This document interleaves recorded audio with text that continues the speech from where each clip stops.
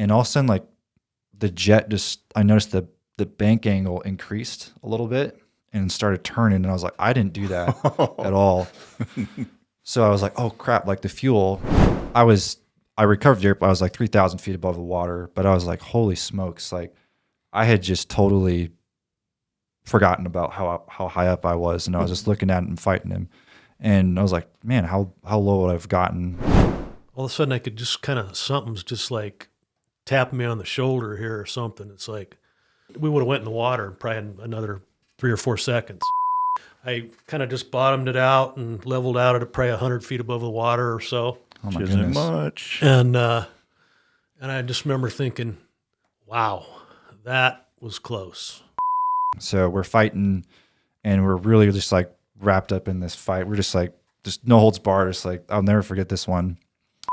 I think the most scary one for me was on our deployment. We were supporting like troops in contact, but you can shake your head no, but you don't want to salute.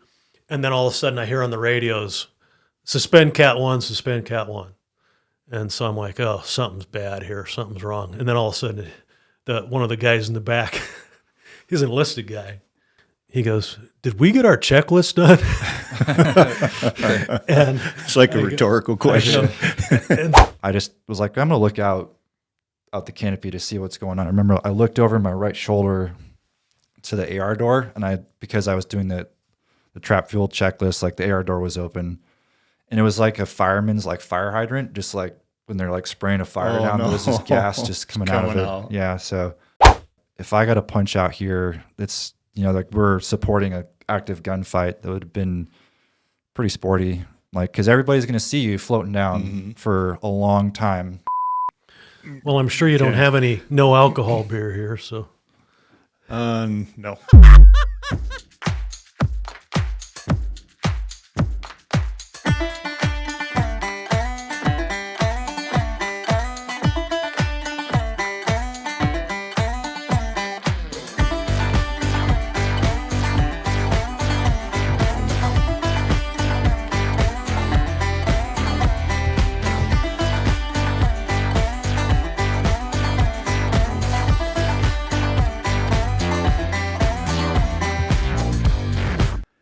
Hello, this is Jimbo from the YouTube channel Jimbo, South Dakota, and this is the Hog House Chronicles podcast.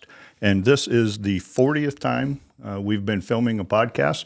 The very first one was a father-son fighter pilot out of South Dakota Air National Guard. And today we also have a father-son fighter pilot duo, mix of the Navy, Sioux City Air National Guard, and South Dakota Air National Guard. And this is Guy and Russ Bauermeister. So appreciate you guys taking the time to come up here. And we're going to learn a lot about you guys, as much as you want to tell, actually. But we're just going to go ahead and start right off, sir, just to let us know however much you want about where you were raised, how you were raised, family, and then we'll get into how you got interested in the military. Great. Well, first I'd like to thank you for having us here. That's a wonderful gesture on your part to kind of bring us together. As busy as everybody is nowadays, sometimes it's hard to even get together with a kid that's flying fighters all over the world. But yeah, so first of all, I'd just like to check Bat and Lobo flight in. And I'll bring your flight gear for you. Yeah. But yeah, I got interested in flying maybe not even as early as Guy did. My dad was a Navy pilot, but he retired the day I was born. Or he didn't retire, he got out of the Navy the day I was born. And so there was some evidence of that when I was a little kid. I remember going into the closet, and he was still in the reserves, the Navy reserves up in Minneapolis. And so before he'd leave, I'd see him open the closet door, and there'd be an old gold Navy helmet in there and some flight gear and stuff, and I always thought that was pretty cool. And he had two or three models on the top of the TV set and different places of the airplanes he flew. So I always thought that was really neat. Then it kind of got away from that from about, I'd say, kindergarten to about 3rd or 4th grade. And then he got the good idea to take me up to Lincoln, Nebraska and take me flying one day in a civilian airplane. So we did that when I was 8 years old. And so he hadn't flown for a while, so the guy that rented him the airplane had to check him out. And so Right before taking his boy up. we're in a Sounds safe. we're in a 152, I think, as I remember, 150 or 152. And those airplanes aren't really made for more than two people, but there was a little jump seat in the back, so I crawled in the back there, and I'm watching them fly, and I'm sitting there looking around going, and I want to be up there, you know? So anyway, we went around the patch several times, and then the guy jumped out and said, okay, you're good to go. So I got in the front seat, and you know, we get up flying around, and my dad actually let me operate the controls a little bit. And so I'm not saying I was hooked at that point, but I sure liked it.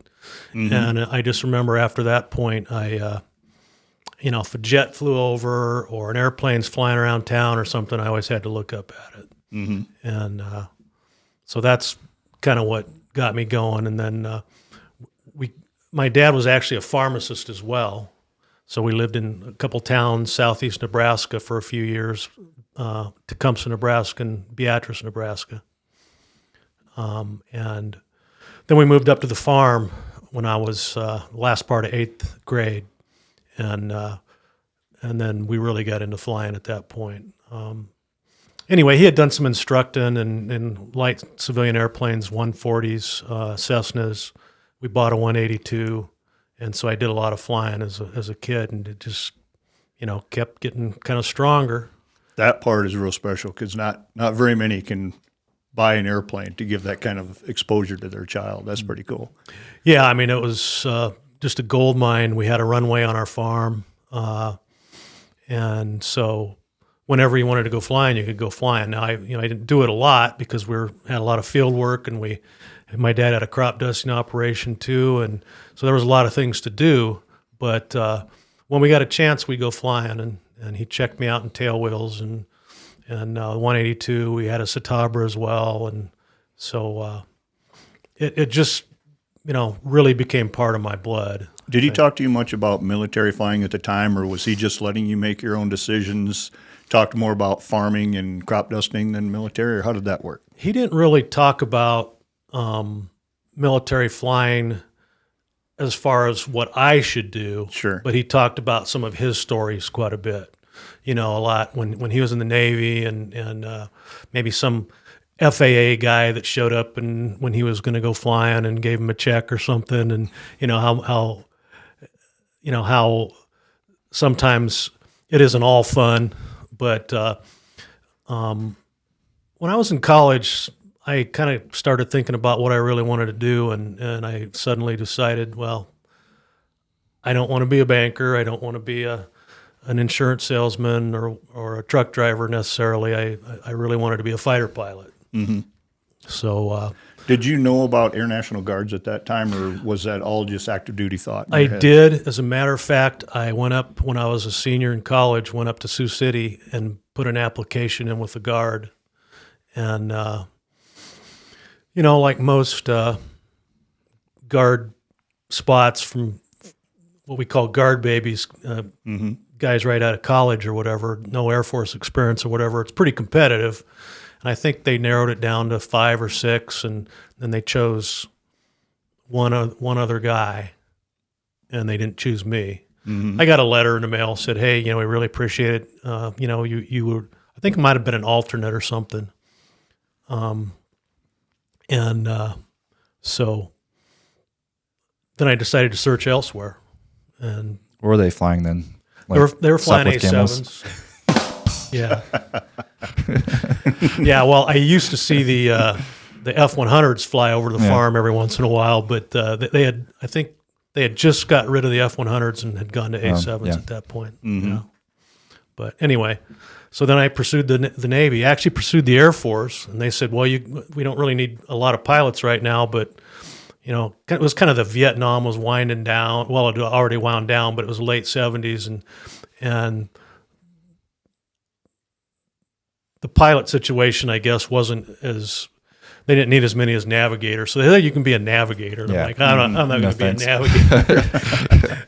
So I just decided to walk down the hall, and there was a Marine recruiting office and a Navy recruiting office, and so I walked by the Marine office, and I hear coming from the office, "There goes a Marine," and so I kept walking, and I turned left into the Navy office, and the guy sitting behind the desk goes, "I knew you'd get here sooner or later." Yeah.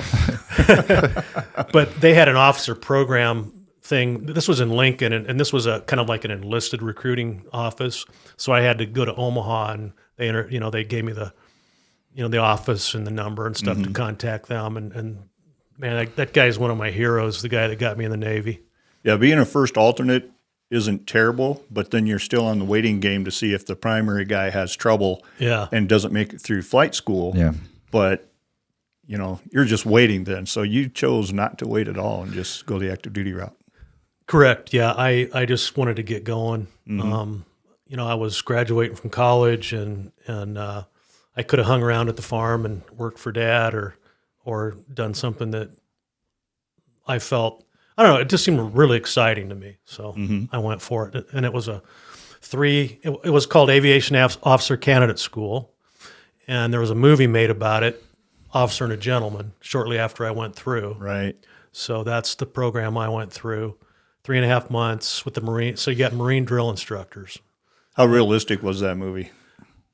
It was, there's no way you could give any crap to a drill instructor. I mean, they were actually boxing and doing stuff like that. There's no way that you would have got kicked out so fast. These Marines were absolutely crazy. There was one guy, as we're marching by, all of a sudden we hear somebody, our class was 2580, the 25th class in 1980. And all of a sudden we hear this, "Good morning, 25." And we're like, "Where's this coming from?" And he was up in a tree, sitting up in a tree. And so that's just, it was just 3.5 months of, there was nowhere to hide. It was just complete, total dominance by those guys. And I could really go into a whole bunch of stories about Aviation Officer Candidate School, but just to describe it a little bit, is there you ate square meals. So you marched into the dining facility, and you had to do this whole procession to sit down, and everything had to be in unison. You had to slap your arms together like that, and everybody had to, they'd call seats, and you'd slowly go down, so everybody's rear had to hit the seat at the same time. And then they would go, "Adjust," and then you put your hands down in your laps like that. And all the claps had to be at the, just in, right. If they heard a double or whatever, "Nope, do it again, get back." They would say, "Get back." And then finally they'd go, "Pray, eat." They'd say pray, and then about a half second later they'd say eat. I think I've seen that part somewhere in a movie. I don't know if it was that movie, but I do remember hearing just a shout out of pray. Yeah. Eat. But then when you ate, you had to ground all your silverware, they called it. So you had to put the silverware up to the edge of the tray. You had to, every time you got done eating, you had to put, like if you took a bite, you had to put it back. But when you ate, they called it a square meal. You had to go, you had to go like that. Facing movements with your hands. Anyway, it was a lot of nonsense, but a lot of my best friend in the Navy, another kid from Adair, Iowa, his name's Tom Engel. He was a great Navy pilot, just retired from Delta Airlines, wonderful guy. But we still to this day tell stories about how crazy AOCS was, but how there probably wasn't a better program to develop young men into leaders in the least amount of money spent and the least amount of time. What kind of attrition rate was there on that? Do you know? About 50%. Yeah. Oh, man. Yeah. In fact, it was a little more than that with the pilot. I don't know why. It seems like there'd be 22 pilots that show up and, I'm going to be a Navy pilot. And then 3 days later, they called it DOR, drop and request. All of a sudden they weren't around anymore. Just didn't want it as bad. And and anyway, so once that got pared down, there was also maintenance, a maintenance track and a intel track and a navigator track. So there's pilots, intel, maintenance, and navigators. They call them naval flight officers, but anyway, yeah, it was about 50% or less. Yeah, you had to comment with the attrition rate. What did you experience as far as attrition rate in the different training? Because you have your initial pilot training and I don't remember the names of them, but what was your attrition rate through each one of those, you think? I think like basic training and, then going through AMS to be an officer was like almost zero, but it was a little bit different setup. There was like a few people who got kicked out just for various reasons. Pilot training was a little bit higher. There's generally, seems like one person every other class or so that would wash out.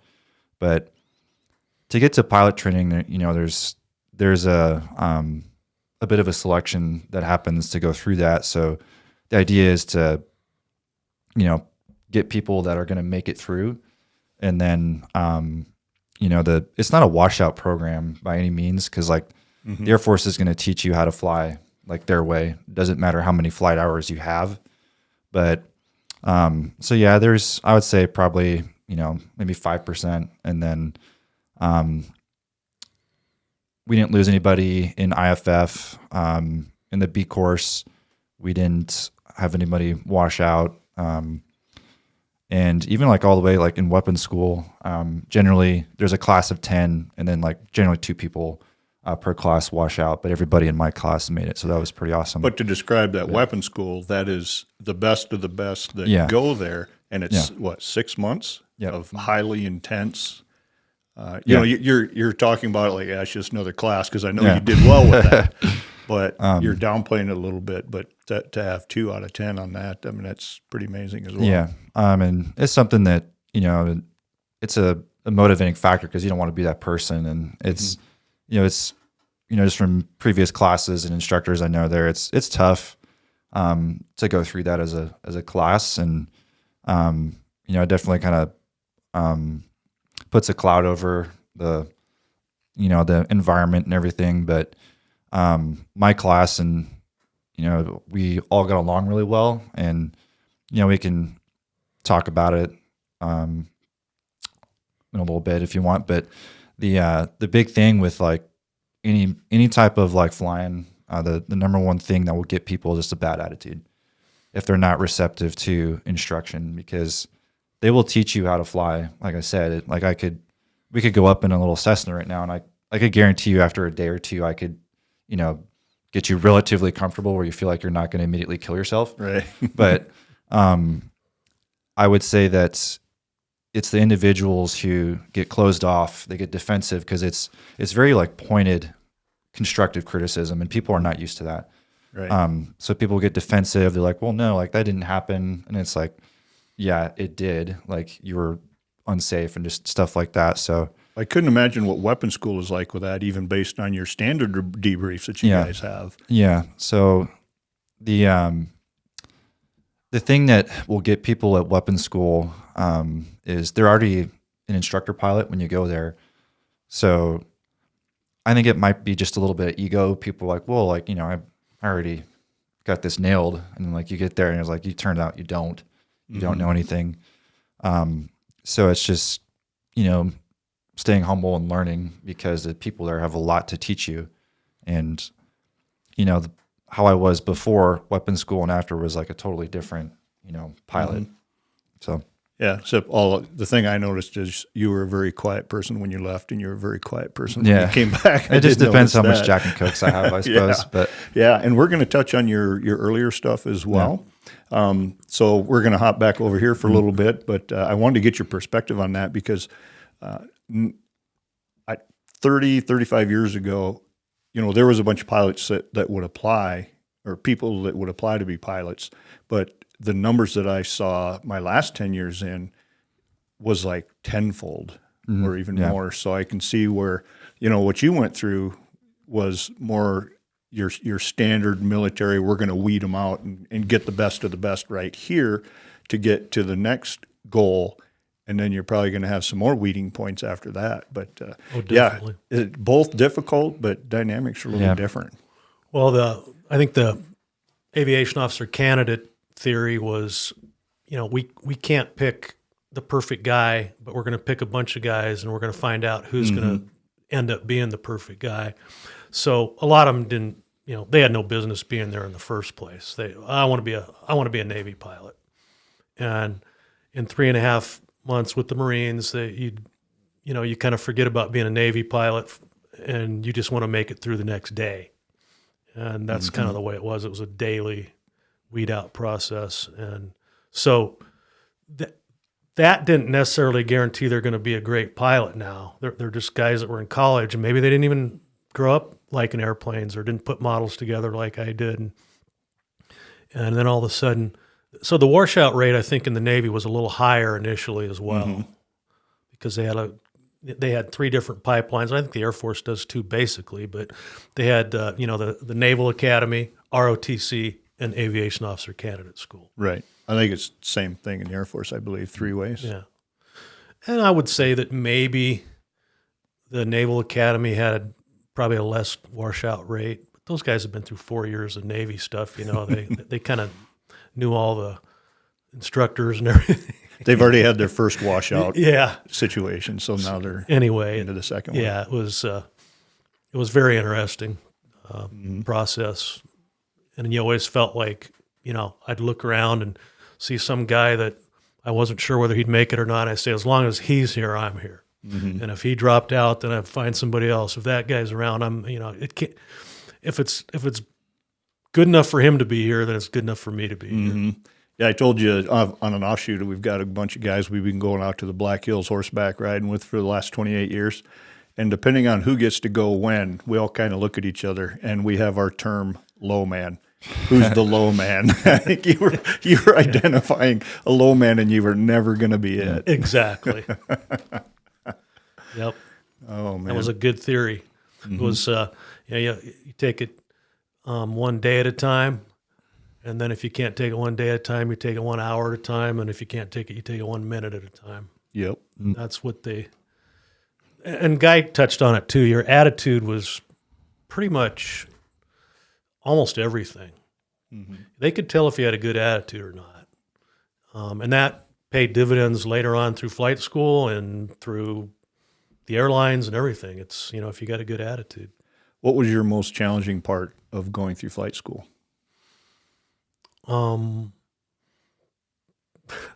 Probably flying with 3 or 4 of the biggest screamers I've ever known in my life. Yeah. There was a couple guys that just, if I saw I was on the flight schedule with them, I knew it was going to be just horrendous. You talking radio talk? Yeah, I mean, they would just scream at you the whole flight. They would just, one was an A6 guy from, I think he went to the Naval Academy, but he was just absolutely almost insane in the airplane. Just, it was tough. What were you flying then? A4. A4. And that's a handful airplane to fly anyway. Guy flew the T-38, and they're somewhat similar, I guess. They're both advanced jet trainers. But and I think a 38 has a 720-degree roll rate too. Yeah, it's per pretty second. insane. Yeah, so that's 2 times around in 1 second. And if somebody's fighting you under the controls on that, it's a long, long flight. Yeah. And anyway, so that was the most challenging, was maybe getting along with some of the instructors that were. However, on the other side of the coin, there were some instructors that to this day I'm like, that was a good instructor. That guy was awesome. And they made you feel good before the flight, during the flight, and after the flight. And that's like when I became an instructor in the Navy then for a while, and that was kind of my motto was, I want this guy to feel good in the brief. I want him to feel good during the flight, and I want him to feel good afterwards, even if he didn't have a good flight. Right. Because if he didn't have a good flight, he didn't have a good flight, and then you debrief it, and he either passed or he didn't. But, Yeah. Well, and I view that as you didn't need or crave their respect. You didn't need to earn their respect, but you got their respect. That's what I hear out of a story like that. I that believe type of leader. I believe that's the best approach. And I always told him before we walked out to the jet, I said, "Hey, the U.S. government's paying us to go fly a jet airplane, a military jet, and it's got to put a little smile on your face, even if you didn't think you were ready for this flight." Yeah. What percentage of people, very low, Yeah. get to do that? probably less than pro football players, Oh yeah, yeah. And then like you mentioned with the washout rate, being less now and the differences of getting people in, but the government doesn't want to waste money either. No. That's why they have the vetting process the way they Yeah, have it. at least I know at WIC, the weapons school, once they decide you're out, like you're literally gone the next day. It's like paperwork's done, commander signs a piece of paper, and you're gone. Oh yeah. You're already like packing your stuff You're up. not complaining to your buddies Yep. at all. You're just gone. And that's something that probably my biggest fear about, and one of the things about, Guy making it through that makes me, I think about it every day, because it is probably the toughest program in aviation. And I'm talking test pilot school, whatever. It's a tough deal, and it's a long deal. Like Top Gun, that friend of mine from Madera, Iowa, Tom Engel, he was a Top Gun guy, and it's not even half as long. Okay, I'm sure every flight's as difficult, but it's only half as long. So, I mean, you can kind of see the end. Your first day at WIC, you got a long 6 months ahead of you. And what's WIC stand for? It's a weapons instructor course. Instructor course. Yeah. Okay. So I call it fire weapons school because that's how it started. Yeah. Back after the Korean War, and it's just called the weapons school now. But there's, I can't remember the exact squadron numbers, but it's like the 6th, 8th, 16th, 17th, and 433rd. Those are all like the fighter squadrons. They're at the weapons school, but we still refer to them as like the fighter weapons school because it's just more like tradition and stuff. And the guys who go through it, we still wear like fighter weapons school patches. So like that's kind of important to us because that's how it started. Of course, the Air Force got bigger and they want to expand like that experience to other platforms and whatnot. So they included it, but I was obviously super fortunate to be able to go and experience that. But I kind of explain to people like the difference between Top Gun and WIC, and even the Marines have a course now, MOTS. Top Gun is basically like guys going out like more 2v2, so like they call them sections and divisions. We just call them like elements, but it's more like you versus another fighter. Whereas like the weapons school, you start out with the basics, like BFM. I mean, it's not basic, but you start with that, and then you start to go through like 4v4 stuff, 4v8s, and then you just get into like these large force exercises where there's 80 airplanes. And the 16th is really like kind of prides themselves on making mission commanders. So like the guy that is in charge of like this mission, whether it's like a coordinated strike, suppression of enemy air defenses, anything like that. Like you're the guy who's responsible for running the mission planning cell, and then during airborne execution, being the guy who's like making the calls with like and keeping track of like 80 other airplanes. So that portion of WIC, I think, is really what separates it from all the other courses. But for MOTS there, from my understanding of it, it's more of like the Marines generating mission commanders. So there's actually a few people that I know of that went through Top Gun, and they get that like dogfighting experience, and then they'll actually go through MOTS to get more of like a mission commander type experience. Whereas the Air Force's idea is like, we're going to do it all at once. You're going to be here for 6 months. Oh, man. So I mean, it's obviously difficult, but I would go back in a heartbeat, like to go through even as a student. So Do they test you at all as far as crew rest at all? Or is that... I don't want to incriminate myself, but Exactly. I will say that that's the other thing. Like it's super stressful. And for example, in BFM, like the first 3 weeks I flew every day. And you're in a slick F-16, which will put you to sleep if you're not on your game. Pulling too many G's. But I had to spin up, so I'd done a lot of BFM flying, 1v1 stuff. So my G tolerance is pretty good. But I remember nights specifically towards the end of the course when there's like more mission planning. So like those are really the time sucks, is what I say as an NPC day, because it just time toilets and people don't know when to shut their mouth. But so I remember there was days when I would lay down and I don't remember sleeping, and then Right. getting back up and going to fly. But the one thing that I'll never push sleep on is dogfighting, like BFM. If I know I'm going to go do that, I know I can go fly. And I'm not saying that I have flown, but maybe hypothetically, if I did without sleeping as much as I needed to, I know one thing I don't test, like press the test, is BFM, but certainly like some of the other mission sets that you're not pulling as many G's, I'm a little bit comfortable. Like, hey, like how much actual sleep do I need? But over the course of 6 months, you're like just a zombie. Yeah, but there are standards, but they have courses that are designed to test you, so they're gonna take you up to those boundaries on purpose. That's one thing. Like, I found that as an instructor, like there's certain ways I like to push people. My favorite thing is like when a new guy shows up, like they always, at least in like the B course, they had like instructor pilot spins. So like the Special instructions. The instructor would have like things they couldn't do. Like you couldn't do a full idle brake turn with the speed brakes out, for example, or just basic things like that, or a tuck under jink.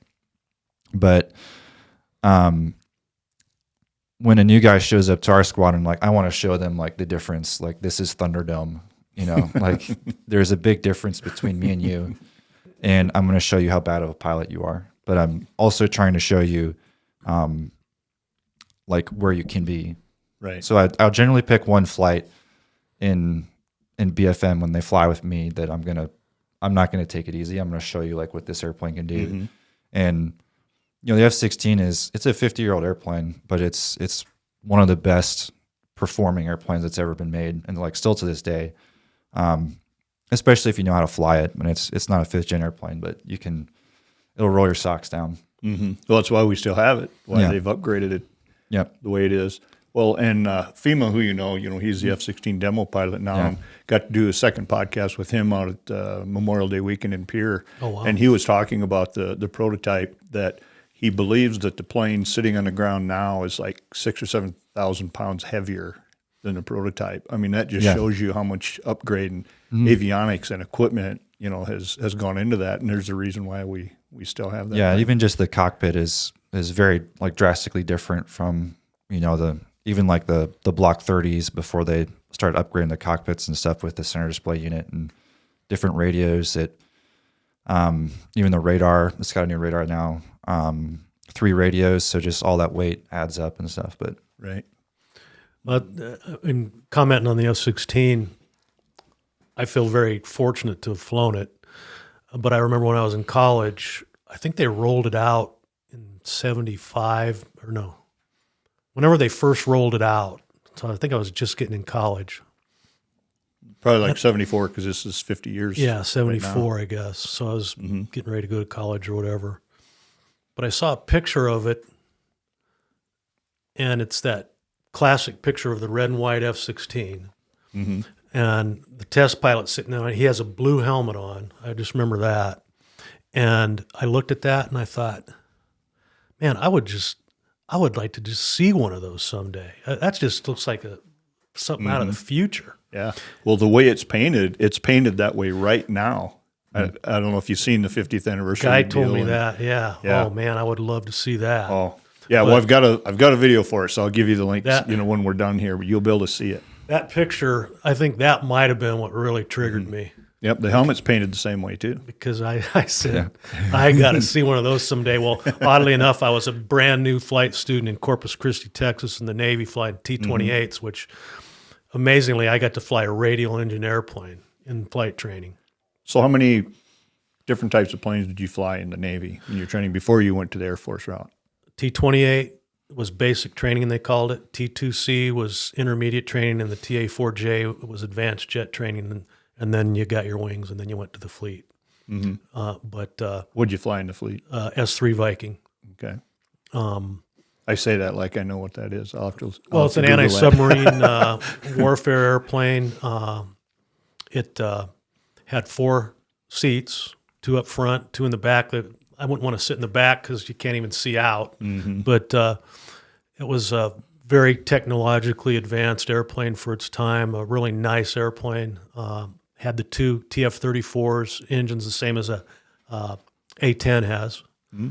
And it was a real nice airplane. I just would have rather been flown fighters at the time, but it was a nice airplane. And that was, we get back to the attitude thing. My attitude was, well, eventually I'll fly fighters, but I got to get through this now.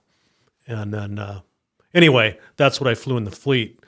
But getting back to the F-16 deal, I was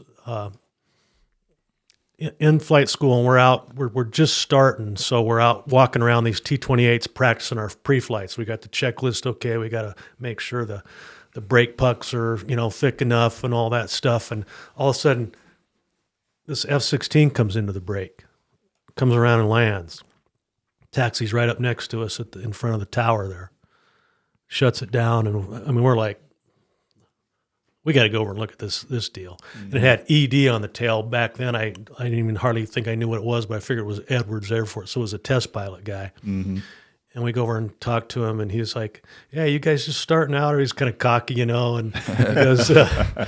He goes, shit over there. He goes, what's that you're flying? He goes, does it have a round motor on it or something? And we go, yeah, we're kind of fired up. Yeah, it's a T-28, and Gun your brains out in it. so he goes, well, you guys want to see a little air show when I leave?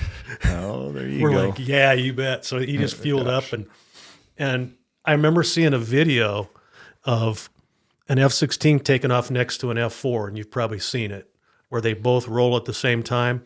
The F-16 lifts off, does a loop, and comes back around and passes him by the end of the run. Oh, really? And, I have not seen that. But so we're out there all looking, and we see his tail sticking up because he's on the other side of he goes down to the other end of the runway so he could come right by us. And so I see the tail start to move, and we can hear some noise, and all of a sudden, we look, and it's like he's like about 3 inches above the runway, and the gear's up. And you're not really supposed to do that in an F-16, but anyway, because the flaps retract and it can settle or whatever. Right. But anyway, he pulls that thing up and just went straight up, and he just kept going and going and going and going. He was out of sight. Right. And that was literally, I think, took almost maybe 30 seconds or less. Mm-hmm. And you couldn't see him anymore. I bet that lit your afterburners. Yeah, after that it was I want to fly that thing.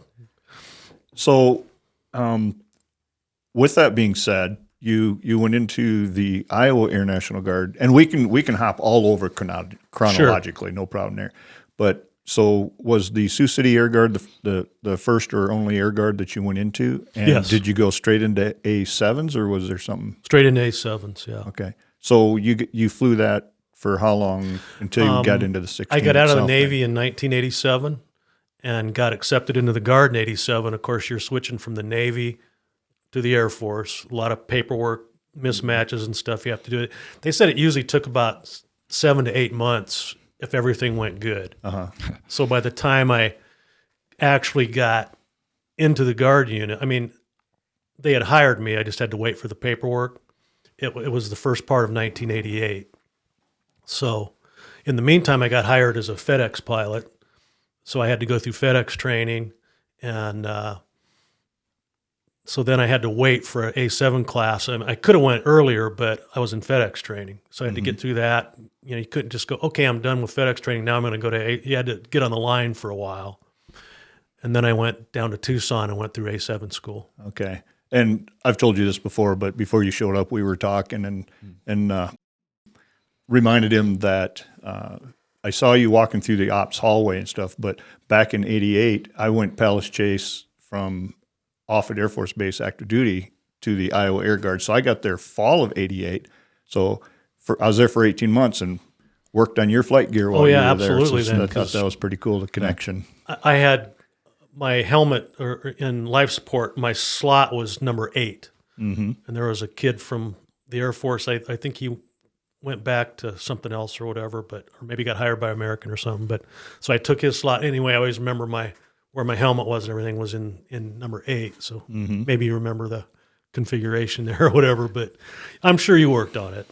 Yeah, more than likely. And then so you waited less than 5 years then, because I know in Sioux Falls, I think we went to the F-16 in 91. I think Sioux City maybe was the same. We were the one right after you. Right after us. Okay, so you were less than 5 years, and you were in the 16 then, right? Yes.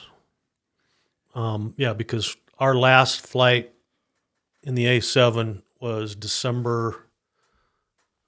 November, December of 91. Mm-hmm. And then guys started going to F-16 school in, I think, February of 92. Okay. Yeah, because I was in Sioux City for 18 months, then I transferred up to Sioux Falls Air Guard part-time for like 3.5 years before I got on full-time. So, yeah, there's quite a few of the Iowa pilots there that I knew. I couldn't name them now, but worked on Probably a lot Brink. of the gear. You probably knew Brink because he's a big horse guy. Yep. Bronco. Yep. When your call sign's Bronco, you must like horses. Yeah, and I was in Denise's shop. Yeah. There. Yeah, Denise. One story, I don't know if there was, when I got to the unit, my very first guard drill was a home station ORE, operational readiness I was exercise. there. I remember that. And my second guard drill ever, trying to figure all this out, coming from SAC headquarters, was home station ORI, the inspection with the Air Force inspectors.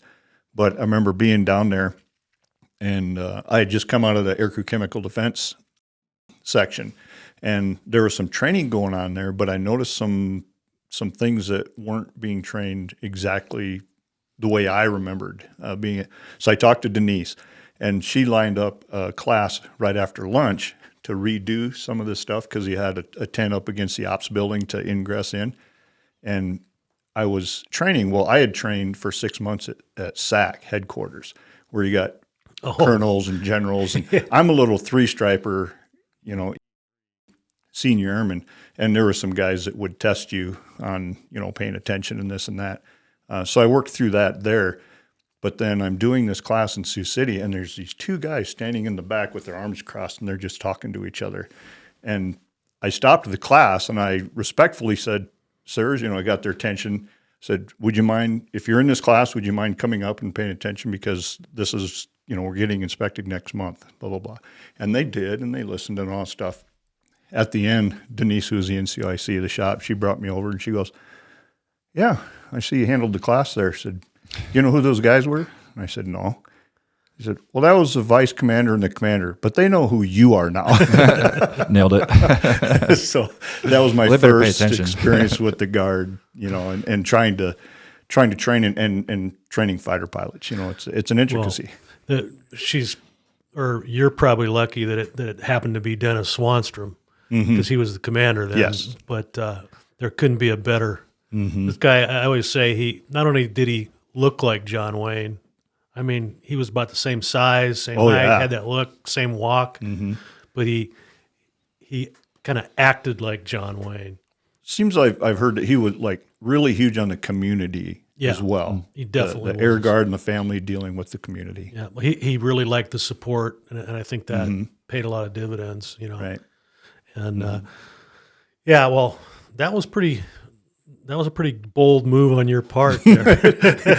I didn't know any better. I mean, I knew the way I had to handle things at SAC headquarters, but you still have to be aware of rank and things. Yeah, SAC headquarters is a little different than the theater in Sioux City or wherever you were given the presentation. So how old were you, and where were you in your career when Guy was born? I was in my second year flying A7s. Okay, at Sioux City then. We were living in Norfolk, Nebraska. The guy was born in Norfolk, Nebraska, and we moved to Elkhorn, Nebraska about when he was 2 months old or so. So he only had a few nights there. But I was about 2 years into A7s then. So I actually did find some pictures of an air show we went to in Lincoln where Guy was a baby basically, and we got some pictures standing in front of an A7 with Guy and stuff. So those are pretty special, and my dad as well. So he's in the picture too. Right, 3 generation. That's cool. So what do you remember growing up? So now you got a fighter pilot father that's got a lot of experience up to this point, and then what age were you when you started becoming aware of aviation? Yeah. So, I mean, I was pretty fortunate. I wanted to be a fighter pilot since like day one. and it's because of like that exposure. That's very true. I can back that up. Yeah. That's all. I don't really have any recollection of like the A7 because I was pretty young. It sounds like when Sioux City converted to the Viper, but I do remember going to a Lincoln Air Show when I was really young, and we were there to pick up my dad because they flew down from Sioux City, and I thought like the Air Force was flying in like every F-16 it had. But what they were doing is they were just going around the pattern over and over. Oh, again. And I was like 4 or whatever. Yeah, so kid's perspective. I didn't know what was going on. I was like, gosh, like, the Air Force had this many airplanes. But it was just them. They're going over the ramp. And like, I remember, I don't know who it was, but he flew over we were at the Lincoln Guard side of the ramp. Now I just kind of like piece all that stuff together. And one guy, he like went over, like, and he was like kind of rolled up like that. I remember like looking up at him. I could see him sitting in there. I was like, whoa. And I was like, that's pretty cool. I don't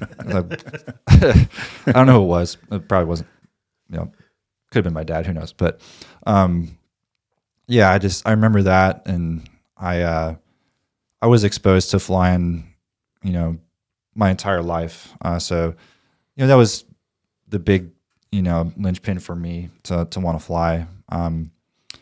I think that it's kind of interesting. Like growing up, you have no idea what it's like to be a fighter pilot. You just kind of see like the culture, the people, and how they act with each other. And I think that's what made me want to do it. You have like this impression of what it is, and it's one of like the few jobs that if you really know that's what you want to do early, you actually have like no idea what it is. That. You can think of like, if you want to be a doctor, you go to med school, you do residency, you do like all these like job shadowing and stuff. It's like, if you want to fly these things, like you don't get to go up in the back seat. No. Or you're just like, okay. So it's just kind of like after you get hired, or if you're going through, that's why there's such a vetting process for flying jets and stuff. But yeah, I remember going up to Sioux City.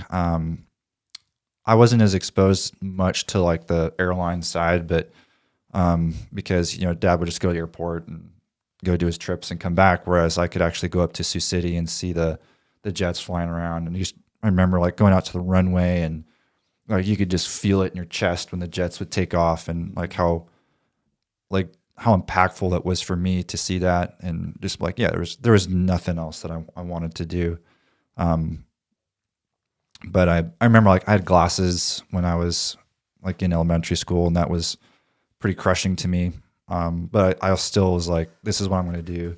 And fortunately, they ended up doing LASIK and stuff like that, so it wasn't a bad factor. But well, that's awesome. So you can imagine how many great pilots were weeded out because of that. Yeah, and I know there's current tests that like the color vision test, for example. Like they used it for several years, and they washed out a lot of people because of their apparent color vision. And they recently found out that the color vision test was not a valid test. So it's like, gosh, like all those people just got rooted out because of that. So yeah, there's other things like, the depth perception test is like, I don't know, really understand it, but it's, that gets people.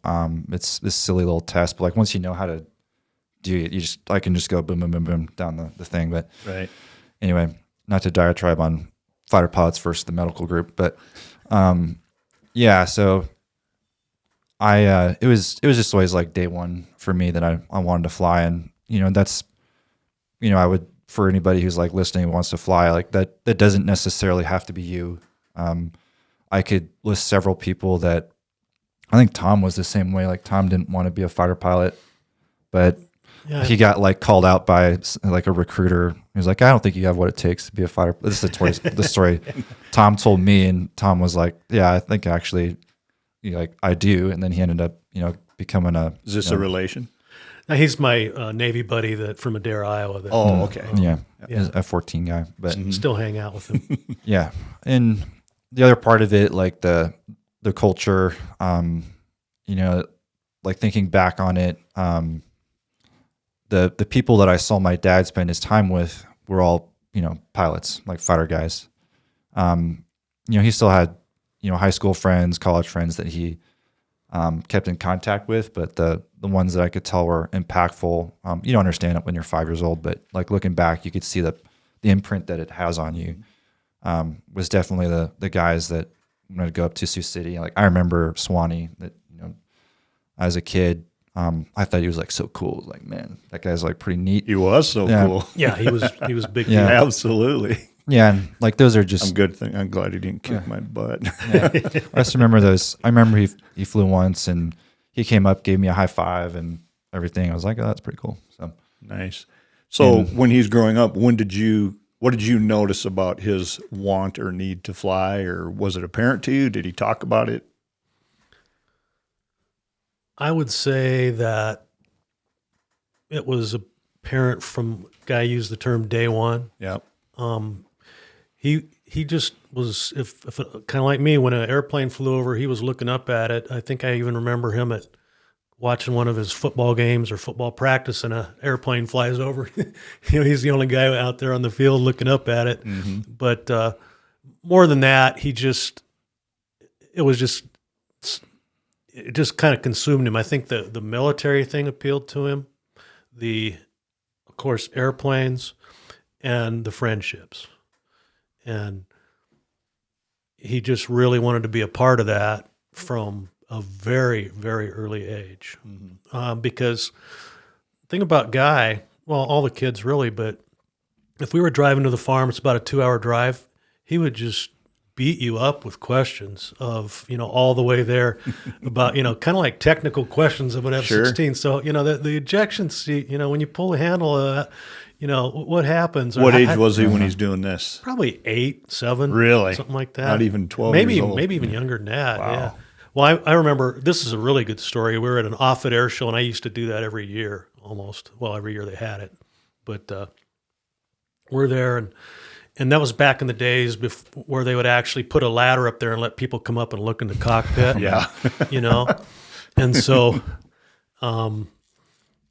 we're doing that, and that's a pretty long day when you're standing next to an airplane and people just keep coming and coming and coming. So I took a little break for a while, and I look up, and guys up on top of the ladder telling people where yeah, tell him how to fly it. No big deal.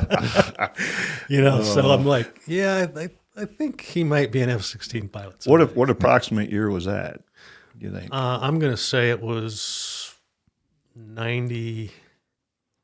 Okay, after I left then. Yeah, 98 maybe. 90. I guess it would have had to have been based on when you were born. I was born in 90. He couldn't have been more than 8 years old, I don't Right. think, if that. Yeah, Offutt had a great air show, and one time they even had the SR-71 there, so I got to see the guy in our shop put that astronaut suit on. Oh, really? It was pretty cool. Yeah. Yeah. Yeah, they had a great air show down there. They do. They Harriers really did, and all yeah. that stuff. Yep. Very nice. Yeah, I would say that the Offutt Air Show, that was one of my big memories, was going that, because we could sit in the VIP tent, be up front, and get to talk to a lot of people. Like Sioux City would do this airfield attack demonstration. They'd have all the pyro stuff going on. Oh yeah. They would just go fly around, pull just do 9G turns and do strafe passes on the runway, and it was super cool. And that was just something I look forward to every year, to go see that, and just it was super motivating. Mm-hmm. I mean, for him, he wants to do it, and to be honest, all the kids wanted to do it. But as the, I would get to fly and do stuff, but thinking back at Karen, his mom, and brothers and everybody else that maybe really want to be there, but that's a pretty long day. Sitting out in the sun and It stuff. is. Yeah. And once you finally get to the Blue Angels or the Thunderbirds or whatever, then you get to see that. And then now everybody's leaving, and now you got to go through all that stuff. But it was nice. He mentioned that they got to sit in the VIP section, because I would be doing some of the demo stuff, and then I think you could even go into a little hangar thing or something and get refreshments or something. I just remember it made it a lot nicer. It was more like a fun thing. Mm-hmm. But even more than that, every once in a while I would take a cross country with somebody and go do something, go out to, some air show in some other place. I used to like to do a lot of that, but then we'd come back and land at Offutt on a Sunday night. Well, Sioux City didn't fly on Monday. So I'd have to wait till Tuesday to fly the jet back to Sioux City. So I get to land it off it and stay the night and go home. But, Guy would be like, I'd come taxiing up and, they'd be looking through the fence at, when you taxi up there and every chance we had. I remember me and Karen getting McDonald's, McNuggets or whatever and going out to Millard Airport and just sitting in the parking lot watching airplanes and eating a little lunch with the kids because they just get there and look at the airplanes. Mm-hmm. So yeah, it was day one when he got interested in it. Nice. Yeah, I will say that it's most people that I know that fly fighters, like they have a moment in their life when they're like, yeah, this is when I knew. And I know, for example, like Uncle, he's one of the pilots in the squadron now. He was a Marine Special Forces guy. And like he's an example of an individual who like he never really had any inclination of wanting to be a fighter pilot like growing up or flying for that matter, like just from my conversations with him. But guys like that, they're in the dirt all the time and they get to a point where it's like they're sick of that. And all of a sudden they see a fighter jet go over and he's like, I want to do that. Like, so that's better than this. Yeah. It's like, I need to figure out who that was and go talk to them. Especially when those guys have probably saved his bacon more than once.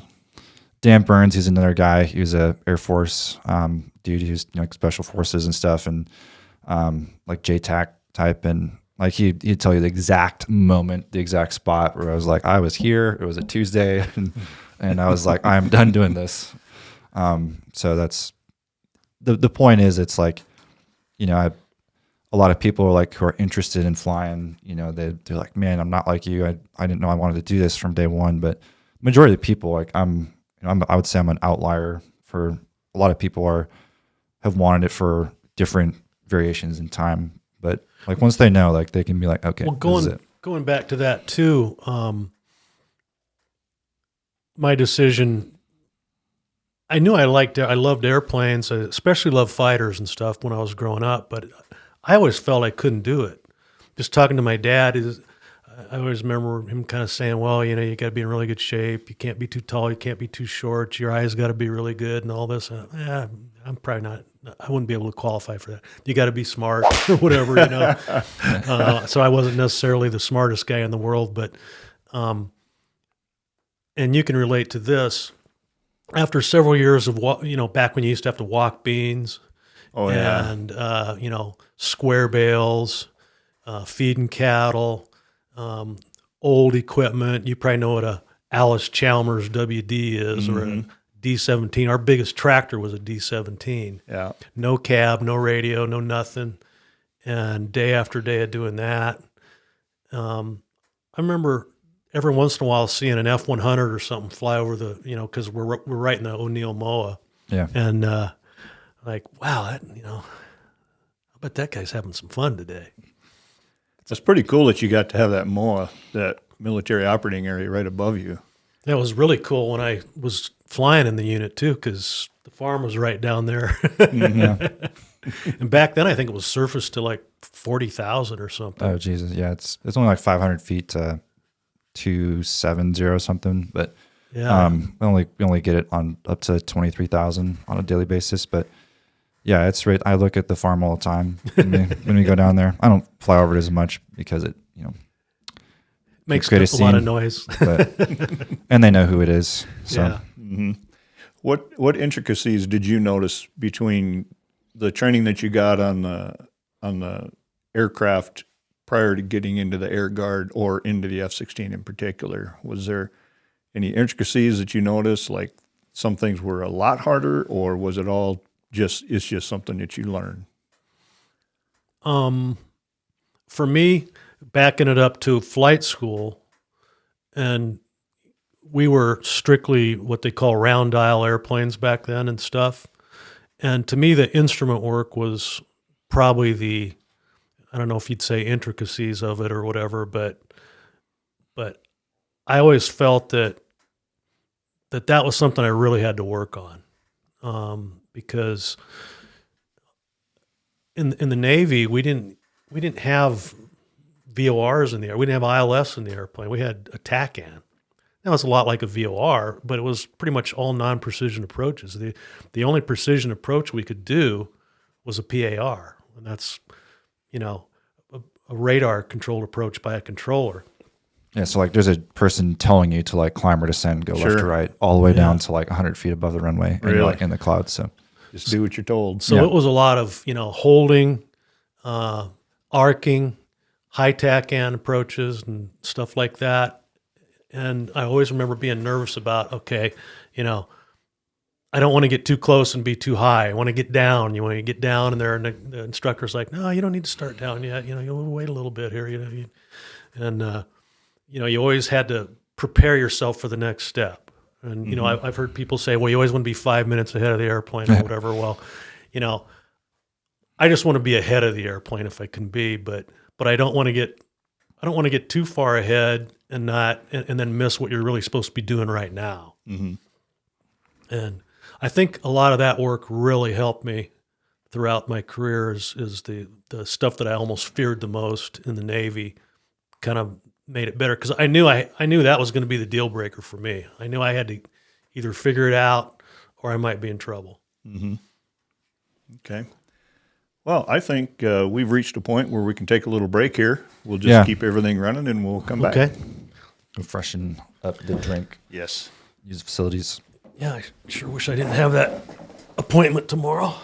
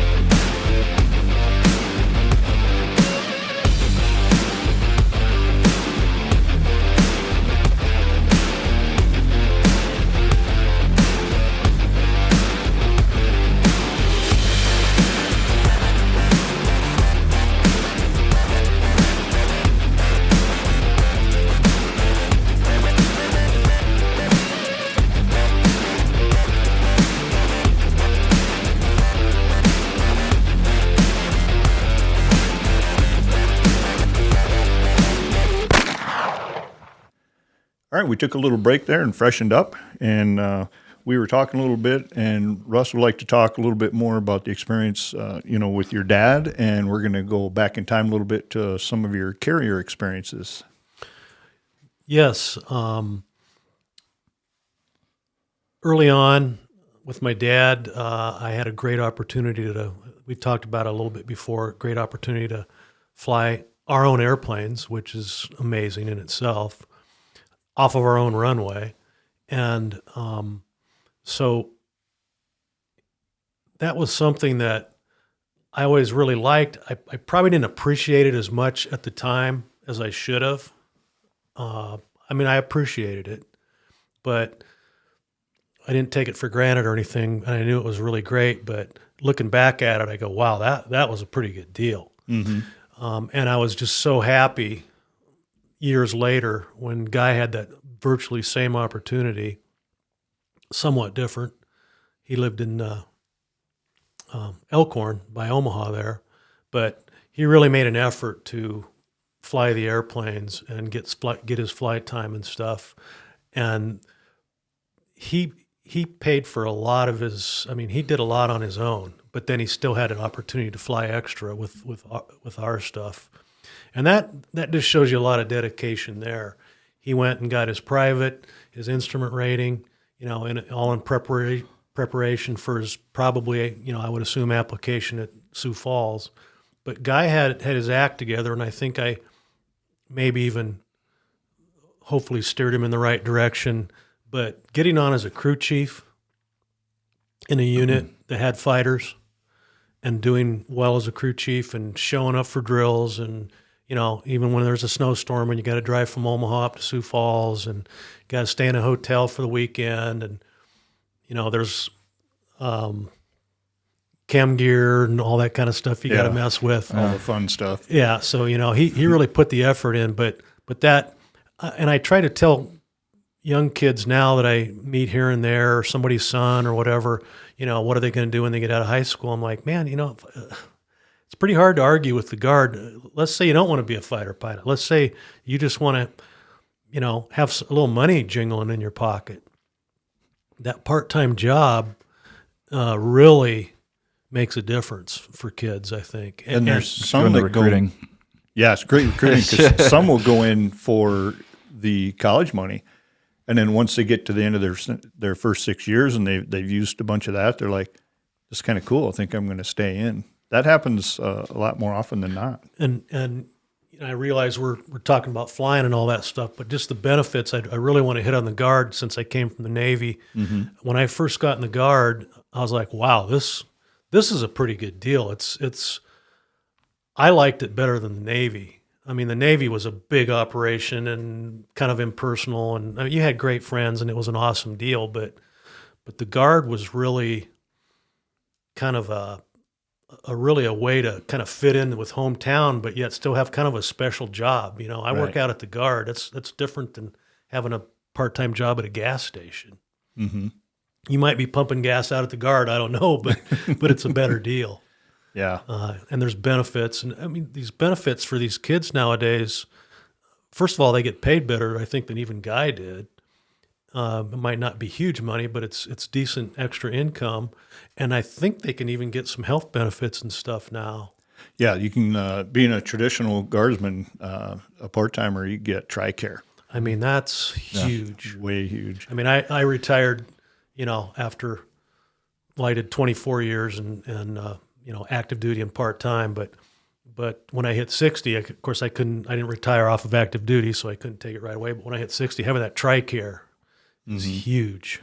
That's right. That's a beautiful thing. And the podcast just prior to this one was a young man that went into the flight equipment shop, Justin Strutz, and his wife, Sammy Jo. And during that, he said that it's just really hard to get a job in the Guard now.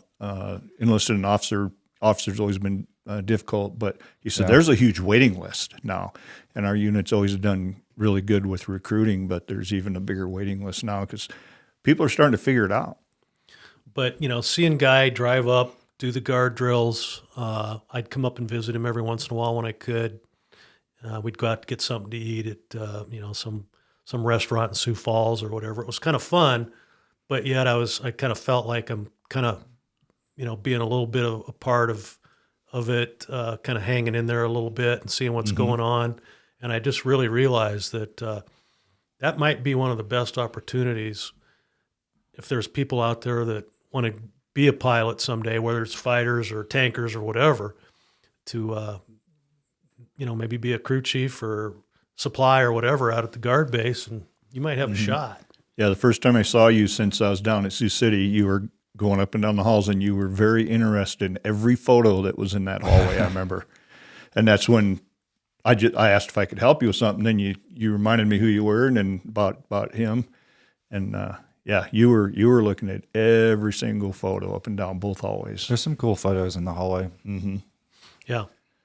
Yeah, it's the Guard is a unique opportunity, I think, for any young kid nowadays, whether they realize it or not. It just is. It's a wonderful opportunity. I'm really obviously very proud of Guy for doing it, and it kind of paved the way for what he's doing now. Mm-hmm. That's all there is to it. Right. So anyway, I kind of wanted to talk about that a little bit. Yeah, well, I appreciate that. And we also mentioned you had some information on your life on the carriers that you wanted to pass on. Yeah, I mean, when I got in the Navy, I knew eventually I would probably have to land on an aircraft carrier. So, it was always kind of one of those things in the back of your mind, I wonder what this is going to be like. And so you get a little further down the road and a little further down the road. Of course, everybody else is doing it. It's kind of like a small fraternity or whatever, where it seems like everybody's doing it, but it's really not that many people are doing it, But pretty soon I'm in the T2 intermediate jet trainer, and we're going through familiarization, instruments, formation. We actually did air-to-air gunnery and air-to-ground, some stuff in the T2 a little bit, but the last phase was aircraft carrier qualifications. Save that for last, right? And so there was a big spool up for that. You had to do a whole bunch of what they called field carrier landing practice, where you're doing it on a runway. Usually it was an outlying field somewhere. And it actually, in the Navy, they have a Fresnel lens. It's the ball, they call it, that you fly. And so you just do it time and time again. You go out for maybe 8 days in a row and do 10 or 12 or 15 what we call bounces. And I was going to ask you, what can they do differently when you're doing that on land to get ready for an aircraft carrier that's moving with the waves? It's really nothing other than the fact that every pass that you fly has a controlling LSO, a landing signal officer, on the ground by the lens there, controlling you. So that's very similar to what it is on the. So you can't.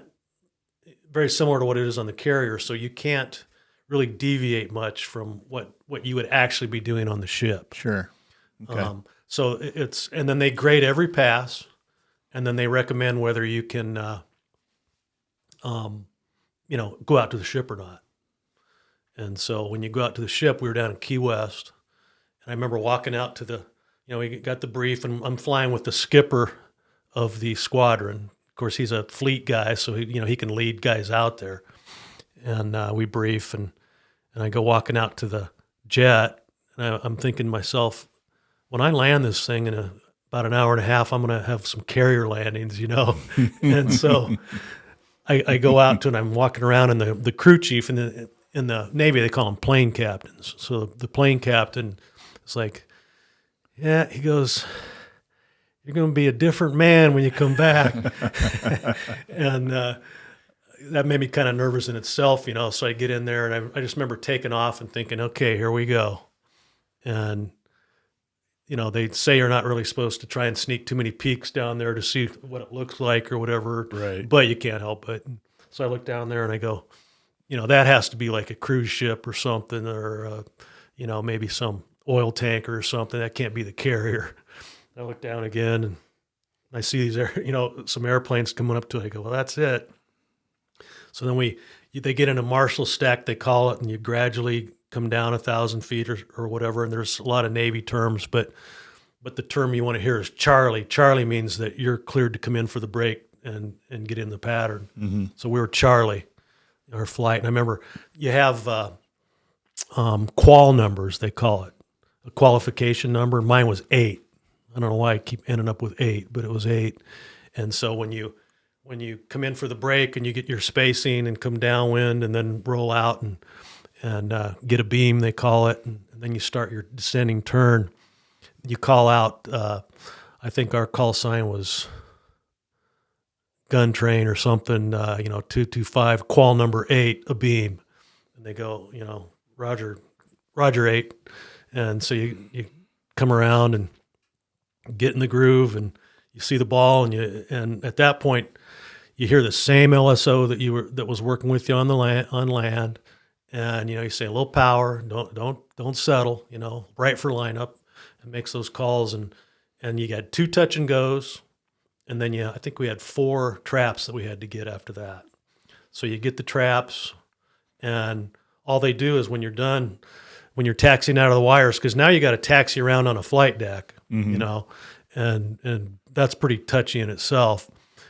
But after your last one, all they do is 8 your qual, and that's it. And then you go home. But there's your celebration, right? Yeah, that's it. But anyway, the whole process was just a whole lot of tension. But trust me, when you're flying back to Key West, that's like one of the best feelings you'll ever have in your life. You did it. Right. Now you got to do it again in the A4, but and that was a challenge in itself.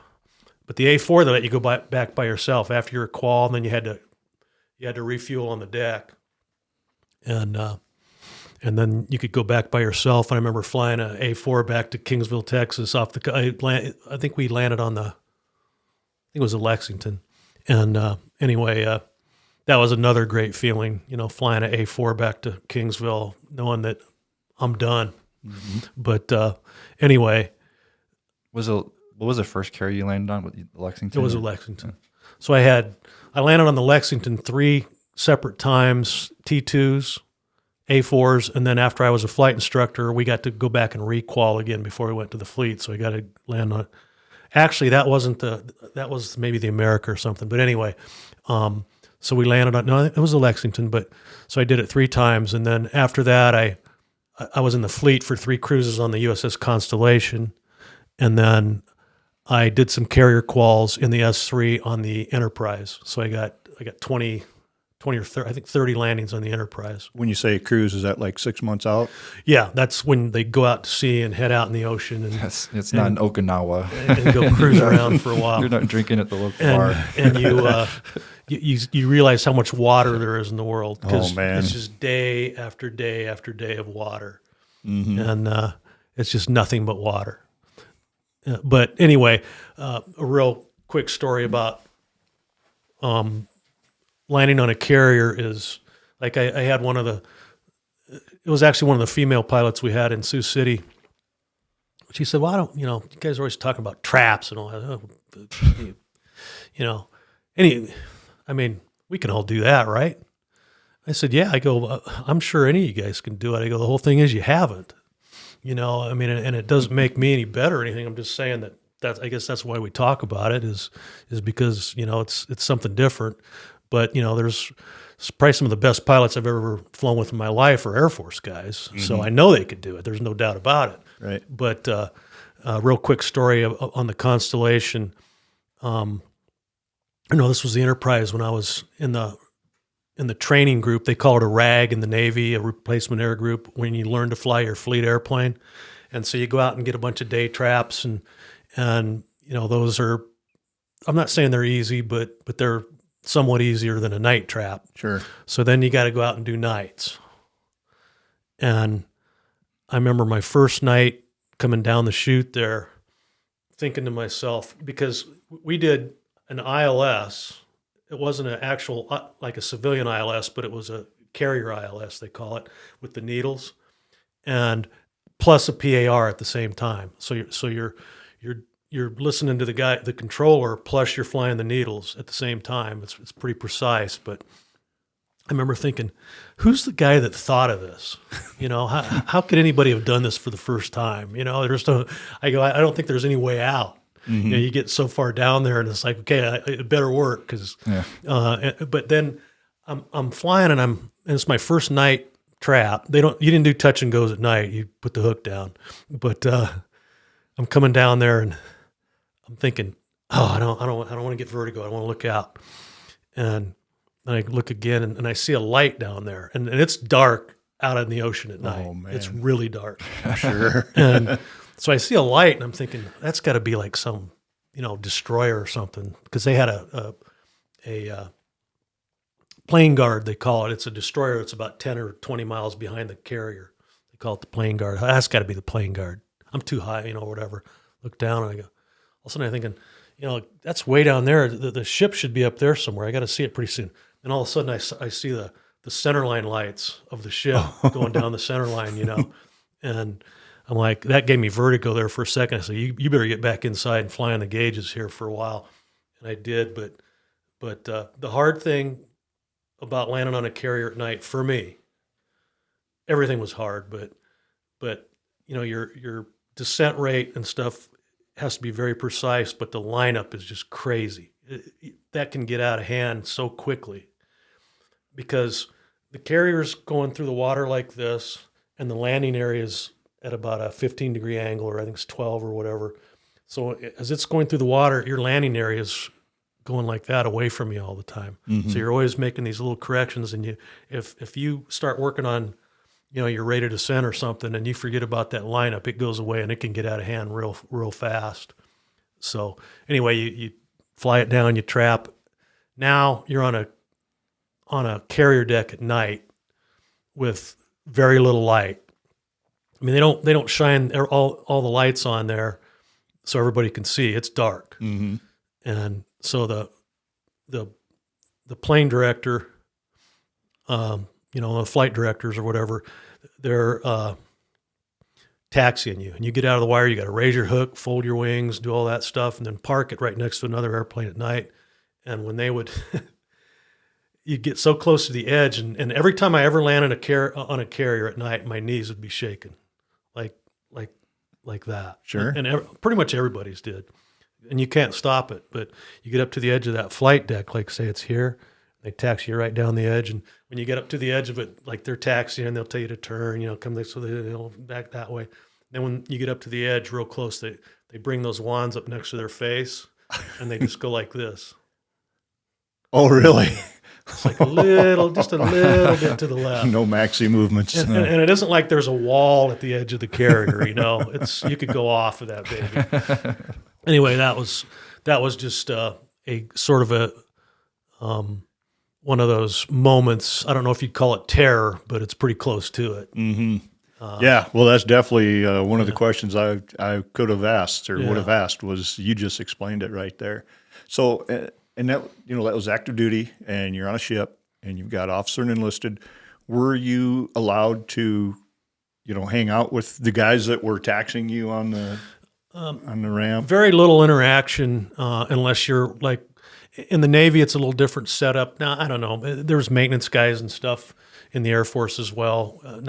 There's maybe a pilot that's in charge of maintenance or whatever, but they have shops in the Navy, like the avionics shop or the hydraulics shop, or sheet metal or whatever. Mm-hmm. And so there's maybe 8 to 15 sailors in that shop, and there's an officer in charge of it who is 90% of the time a pilot. So that's another job he has, so that you get that shop interaction. But as far as trucking around on the carrier down the hall, down the gangways and all that stuff, very little interaction. There's a pretty big separation in the Navy between sailors and officers and whatnot. Well, and there's reasons to have some of that. Yeah. Or to have it that way. No, it isn't like I got along with, some guys in your shop or whatever quite well. A couple of the maintenance guys that were just superstar maintenance guys. They were incredible. But one real quick story, there's an actual elevator. Like if you go to an airport and you go up to the second floor, there's an elevator, or you go to a department store, an elevator. Well, there's an elevator in the carrier to get from the ready rooms up to the flight deck area. And it's a really long one. And so at night, I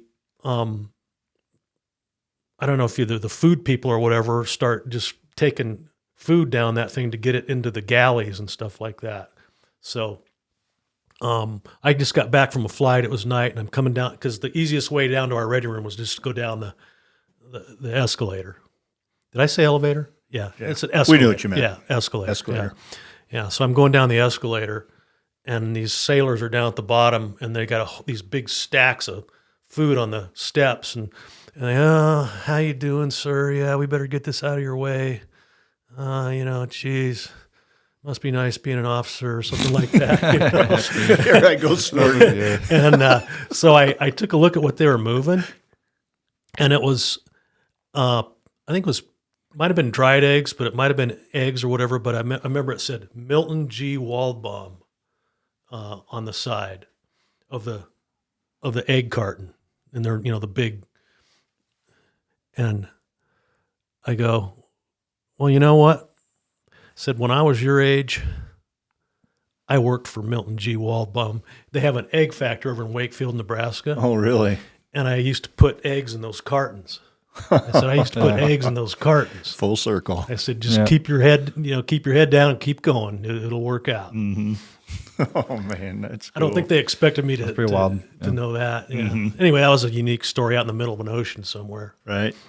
But Yeah, all kinds of stuff going on out there. It was cool, but you really got close to a lot of your fellow pilots in other squadrons and stuff too. Everybody was really tight. I was an LSO, so I was one of the guys that directed the landings and stuff on a LSO team, and that further got you, mixing with all the other pilots as well. Yeah. Well, on the subject of hanging out with other pilots and things, you have also the process to just become a pilot. So why don't you talk a little bit more about that selection process that we talked about? Yeah. In the Guard, it's a little different, I would say, especially like from active duty, because you interview for the spot like it's a job, like you're going downtown and, going to interview for a bank or something like that. Sure.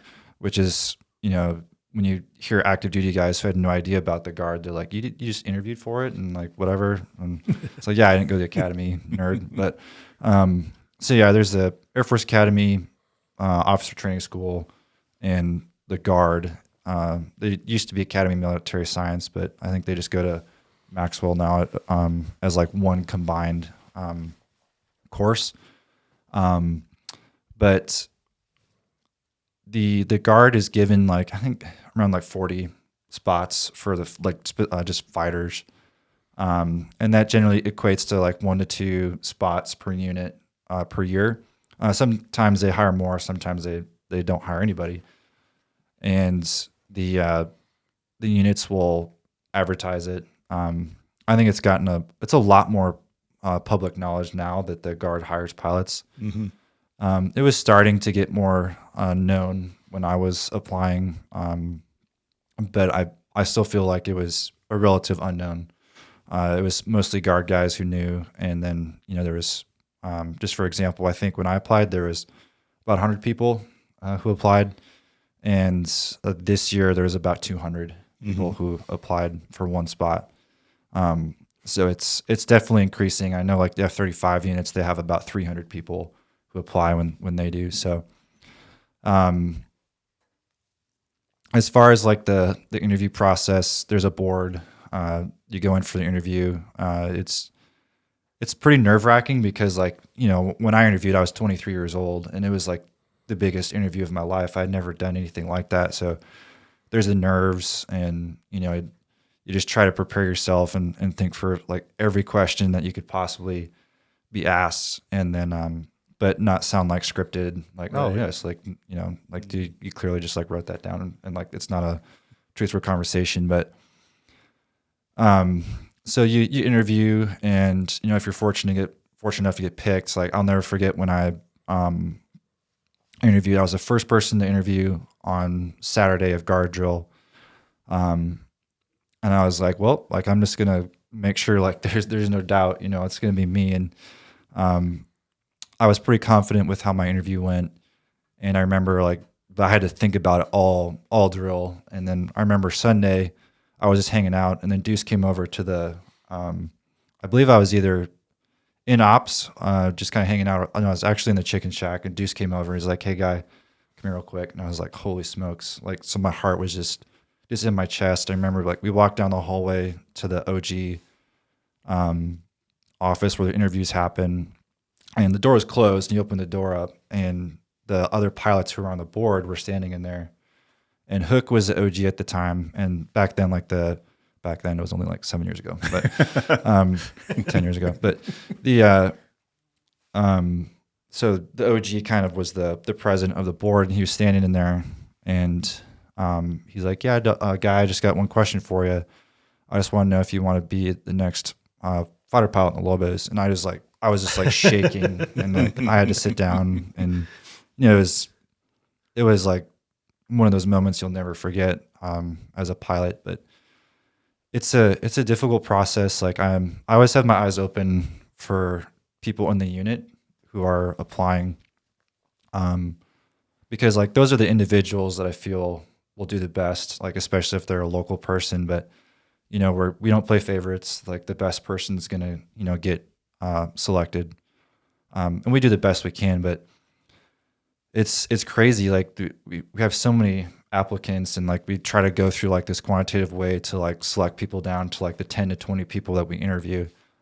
But sometimes I feel like you can just take those resumes, throw all 200 of them up in the air, and grab 5 of them, and you're going to have the same results. Because it's everybody. You just never know. There's guys who I could list 3 or 4 guys in the squadron who they did not have their private pilot's license, and they're like flying, who interviewed and flew, are now flying with us. That's just a testament of how many great people there are out there. That's what made me feel good about, the way I reacted when you said that, because it's so competitive. Well, then another interesting thing is like he's talking about the interview process and how kind of nerve-wracking and stuff that is. Well, I believe they're still doing it the same way, but I think it's either a interview team of either 3 or 4, probably four pilots in the squadron, right? Yeah. So yeah, you're getting interviewed by the like Deuce and all that are actually pilots in the unit and have a lot invested in who they hire, and a unique story about that. I mean, yeah, you're not interviewing with some online thing where you got to send in your resume and then somebody calls you, or this is with actual pilots. So that would be nerve-wracking. Guys you'll be sitting in debrief with 3 years later. Yeah. And then a unique thing about that is Deuce initially got hired at Sioux City. Mm-hmm. And so I actually flew with him for maybe, several flights for like a year. And then of course they switched from fighters to tankers. But so I actually knew him previously. And I believe he was one of the guys that, of course, interviewed Guy. And then shortly after he probably talked to Guy, he calls me up and says, "Hey," he goes, "We didn't even have to interview the other guys. He knocked it out. It was a no-brainer." But that didn't surprise me because I knew he would be 100% prepared and have his act together, because he knew that was his shot. Yeah, great guy. Yeah, I think he started in egress, maybe. I believe egress so. or crew chief. I was thinking egress. Yeah, I don't think it was crew chief. Yeah, I'm But thinking maybe egress. But yeah. yeah. And there's a few of you guys from Sioux City came up during that transition. Sure was. Jedi, I think, came up, and Yep. there's a couple others. I got a picture of me and Guy and Jedi together at some point. I pulled some of those out. We'll have to go through those. Mm-hmm. Oh yeah. Yeah, Jedi was like a super helpful individual for me. Like he ended up he wrote me a letter of recommendation, but none of them were like overbearing, and it's like I had to prove that this is what I wanted to do, and it certainly helped me get like a foot in the door. But I remember like at the end of guard drills, after like we were kind of done working, I would make it a point to like walk over to the ops building, which even just doing that, it's like, it's kind of, you're just a little senior airman walking over there like, "Hey, I want to be a fighter pilot." And you're like, you don't know, they're busy. You don't want to interrupt them. And like, even just like make a bad impression. So it's something that I think that's important. And, I always look for dudes that want to fly. And like, I know pretty much everybody in the unit who flies, because it's easy to find that stuff out. But, and, like with that in mind, I think it's super important for them to like come over to ops, like introduce themselves, because it it just shows that they want to fly. It's like a confidence thing too, to be able to like puff up your chest a little bit and like, hey, like go look someone in the face and be like, hey, I want to talk to you about being a fighter pilot. And most people that do it like we did, like I can tell within 2 minutes of talking to someone if they're cut out for it or not, or like maybe they need to pursue like flying heavies or something like that, and because that's like an equally important airframe. But it's a very specific individual who wants to fly fighters. It's just a different ball game. It's not like, hey, show up, go up type of a deal, and we're going to go talk about flying approaches and things like that. Mm-hmm. So there isn't one thing that you can say like this is like the ideal candidate, because the most like the recent people we've had wash out of pilot training all had pilot's licenses, like hundreds of hours of flight time, but a lot of times like the more scrappy individuals who are just super resilient and dealt with adversity in their life, who had been punched in the face and dealt with failure, they're the ones who make it through because they have the attitude. And like I said earlier, the Air Force is going to teach you how to fly. Mm-hmm. And everybody, it doesn't matter how much time you had, you're going to start with like basic, stuff first, basic, loops, rolls, all that stuff. You're going to do instruments.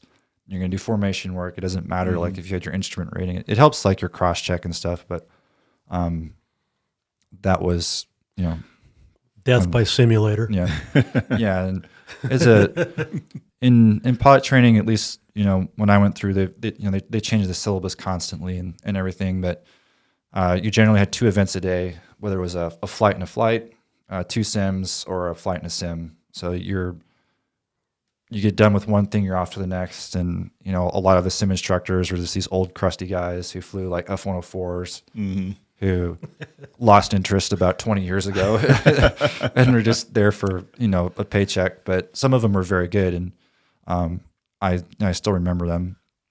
But, and it is frustrating right now. Like, unfortunately, there's a backup in the RTU. So the B courses were the F-16, F-35. There's a back up in the pipeline for them. So we don't even really know when we're going to have an interview again. Probably not next year, maybe the year after that, because I think there was an issue with the T-38 engines going through like the contract they had for basically doing the phase maintenance on those engines. Mm-hmm. So it backed up the T-38s really bad. And then that bubble kind of just moved to the B courses, and they're just backlogged. And there's like a lot of other factors too that are unfortunately going on. Like all these airplanes are getting super old. It requires more maintenance and everything. So it's frustrating, but we have that in mind, and like we still tell people to like keep after it, always look to improve yourself. And it doesn't have to be flight time. It's like a whole person concept. And I hate to admit it, but like a lot of it, like when we're interviewing these people, like on paper, they're almost all the same. Like there's different things that mm-hmm. make them like, so some might be like, I had my teaching degree or whatever, or like you could have an engineer, but they're all like, there's a lot of commonality between them. And a big deciding factor is like, is this person a good fit for the unit? And that's why I'm, hopeful that, some of the individuals who are on the unit now who aren't just in flying, like continue to pursue it and go after it. Whether it's with us, like, yeah, we obviously hope they fly with us, but there's other units too, that they're in the same thing. Yeah, there's been a few that have wanted to get in here and just weren't able to, but got on with other units and, with the heavies and stuff too. Mm-hmm. But it's, yeah, like I said, it can be frustrating, but I remember like as a crew chief, I did that for like 6 years as a DSG. And I remember going to Shepherd. That's where you did the crew chief school at, and seeing the T-38s just ripping around the pattern like all day. And like I was on the mid shift, so like we would go to class at like 11 at night, and then we'd come back at like 7 a.m, I think is when we would get back to the dorms. But at the way Shepherd's set up is the T-38 runway. There's 3 runways there. The T-38 runway is the inside runway. It's like, it used to be old SAC base, so the runways are like 12,000 feet there. They're huge runways. But the T-38s are on the inside runway, and then the outside, the third runway is the T-6 runway. It's a shorter it's a shorter runway. So the T-38s are just constantly going over where all of the maintenance training and stuff's happening. So I remember watching those, like you'd be marching and you'd just be looking up at them, flying over. Like they're the NJEP, so the flying training wing is on a different part of the base. So like you'd never see the pilots anywhere, but you could just constantly see these planes flying over. And I remember driving down to pilot training, fast forward, 7 years. I was driving down the highway with my U-Haul to go check in for pilot training, and like a 4-ship of T-38s came in for the break. And I was like, after that, just sort of airplanes everywhere as they're going around the pattern and everything. I remember seeing the T-6s, and I was like, yeah, I'm here to fly them this time. I'm not here to march around and get yelled at by some staff sergeant. But you couldn't even describe that feeling in your head, I'm sure. Yeah, it's just like something you'll never forget. And the T-38 was it's a cool airplane. It's a little bit of a death trap, but it's just like a moment like that you'll never forget. And I was, never will forget it. Mm-hmm. Yeah, it's pretty special. Absolutely. And something else that's special is what you brought up during the break too, and we're going to slide to this. We're going to go back in time a little bit when he's tiny and you're having to leave all the time. Yeah, that was something that was a little unexpected once we had kids. When I got out of the Navy, I didn't really consider the connection or the draw or the just the pull of having kids and stuff is. And it just got harder and harder to leave. I mean, I did the airlines as well, so that was an additional, 2.5 weeks out of the month that I was gone. And then I would get home and, give them a hug and go to a quick recital at school or something in, 8th grade presentation or band concert or something. And then I got to leave the next morning at, to have a 7:30 brief up at Sioux City. So that was real hard. And the one thing in the back of my mind was always, number one, what else would I be doing? So I was pretty sure I was in the right spot, flying. And then the other was, someday I just think that I just had a feeling that it would be sort of a good role model to, I'm not saying that being a great banker or whatever isn't a good role model, but I just thought that, being a professional in something, showing up to work, not getting fired, not falling, having trouble with this, that, or the other thing was something I thought would be very important someday. And, obviously it was for me because I knew my dad had been a pilot and, quite successful and going through pharmacy college and then ending up on a farm. And so he was a busy guy. Mm-hmm. And, I knew I didn't want to be a Mr. Mom. Yeah. 220, 221, whatever it takes, right? But, and I think the kids responded real well. And, the on the good side of that is when you come home, man, it's the best feeling in the world. I used to hide gummy bears in my shirt and pockets and stuff like that. And I'd walk in the house and I go, oh, I forgot to get you guys a treat. And Eric or Guy went, no, you didn't. I go, yeah, I did. I forgot. And then I would, kind of reach in my pocket and something would fall out and be gummy bears and I'd fall on the ground. And because I'd have gummy bears hidden in my socks and in my pockets. It's a great place to get a gummy bear from. Yeah. But anyway, so there was a lot of rewards as well when you got home and just really had an incredible time. Things were almost even more important Well, that's the whole reason you're wearing a uniform. Right. I'll put those words right in your mouth because I think they're pretty common words. Yep. Thank you for that. Mm-hmm. Yep. But overall, the flying thing. As I look back, I can't really think of anything else I would have rather done at all. And I'm kind of coming to the end of my professional flying career. Luckily, I still get to fly corporate jets around, which is kind of fun. You did FedEx? FedEx I retired from, and then now I'm flying. I did 28 years at Federal Express, and then took a few years off, and then got the opportunity to fly corporate citation jets for a company down in Sioux City, and that's been great. That's got to be something juggling the different airframes, though, too. Being a traditional fighter pilot, but then flying these other jets. Yeah, probably the biggest thing is at my age, you got to go back and get in the books again and study and relearn something. It's, a lot of the stuff is very similar as far as in the airlines and corporate aviation, their Top Gun or their fighter weapons school is approaches. Everything's about the approach, the arrival, the approach, and all that. That's all they talk about is approaches. I mean, they're very important, obviously, and I have to be into it too because that's what they do.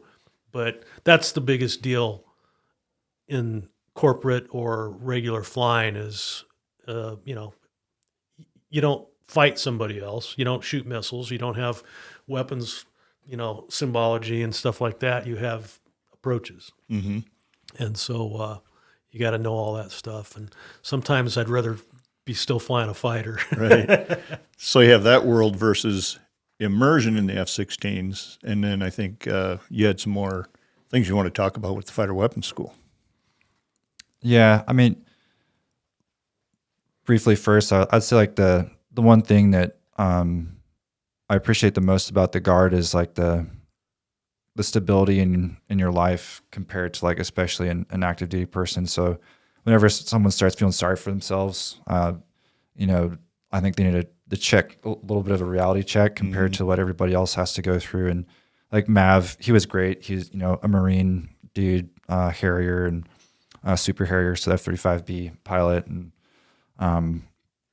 whenever someone would start complaining about, like our hotel isn't hotel-y enough, or my food isn't foodie enough, Good and way like to put just it. all that stuff, you'd just look at him and be like, "You're not on a boat. Like, grow up." So that was, you're still gone. Like, I understand that and stuff, but it's just like, a little bit of a reality check I think is good for people, and that's kind of been my impression so far, and not having been a active duty person. So like that, and then the people, you build a lot better friendships, I think, with individuals. It gets difficult at times because, I went to basic training and tech school with people who are still in the unit, and I'm a major now. Right. And they're, moving their way up the enlisted ranks. So like you have to deal with that. And that can be challenging at times because there's perception, and like they start to get a little bit of like a idea of favoritism. Like, no, like that's not how it is. People kind of forget that, like, I was a crew chief, and I value like everybody's like friendships and stuff. So that's super important to me. You know what that reminds me of? My retirement. Yeah. Remember what you did? I'll remind you. Yeah, you can remind me. You were overseas. You were already a weapons guy, and you always have to have a weapons guy overseas. Okay, yeah. And you were traveling with another unit, and I retired 4 years Oh yeah, ago. I was in Korea. Yep. And you sent me a text. He took the time out of his busy day, busy time over there, to send me a text congratulating me about retirement. I don't even know how you heard about me retiring, but that is the subject matter that you put in the body of that message. Yeah. Was thanking me for calling you sir, and keeping the proper protocols that should be, and the respect for what you've done and what you've earned. And I tell you what, that hit me. I still have that email. Yeah. I can show you on my computer when we're done here, but that meant the world to me. Yeah. Thank you very much. Yeah, you bet. Well, you deserve it. So, but yeah, so like the friendships thing it's super important to me. Like I think the lines are a little bit like blurred in the guard, which is good because like I said, I have really good friends who are enlisted and I like to hang out with them, but there's a right way to do it for sure.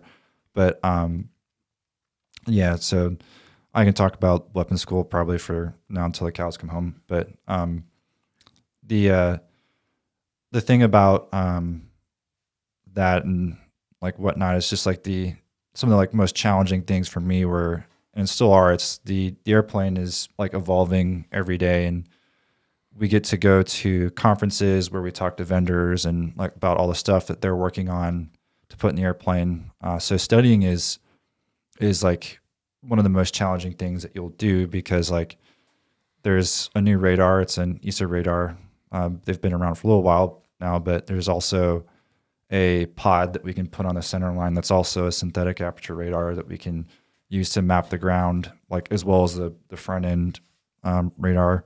So you're just always studying, and like there's going to be new jammers and stuff that are getting designed for the F-16. The integrated Viper electronic warfare suite is the kind of like the next thing that we hope to be getting in like 4 to 5 years, which will be like a total game changer for the airplane.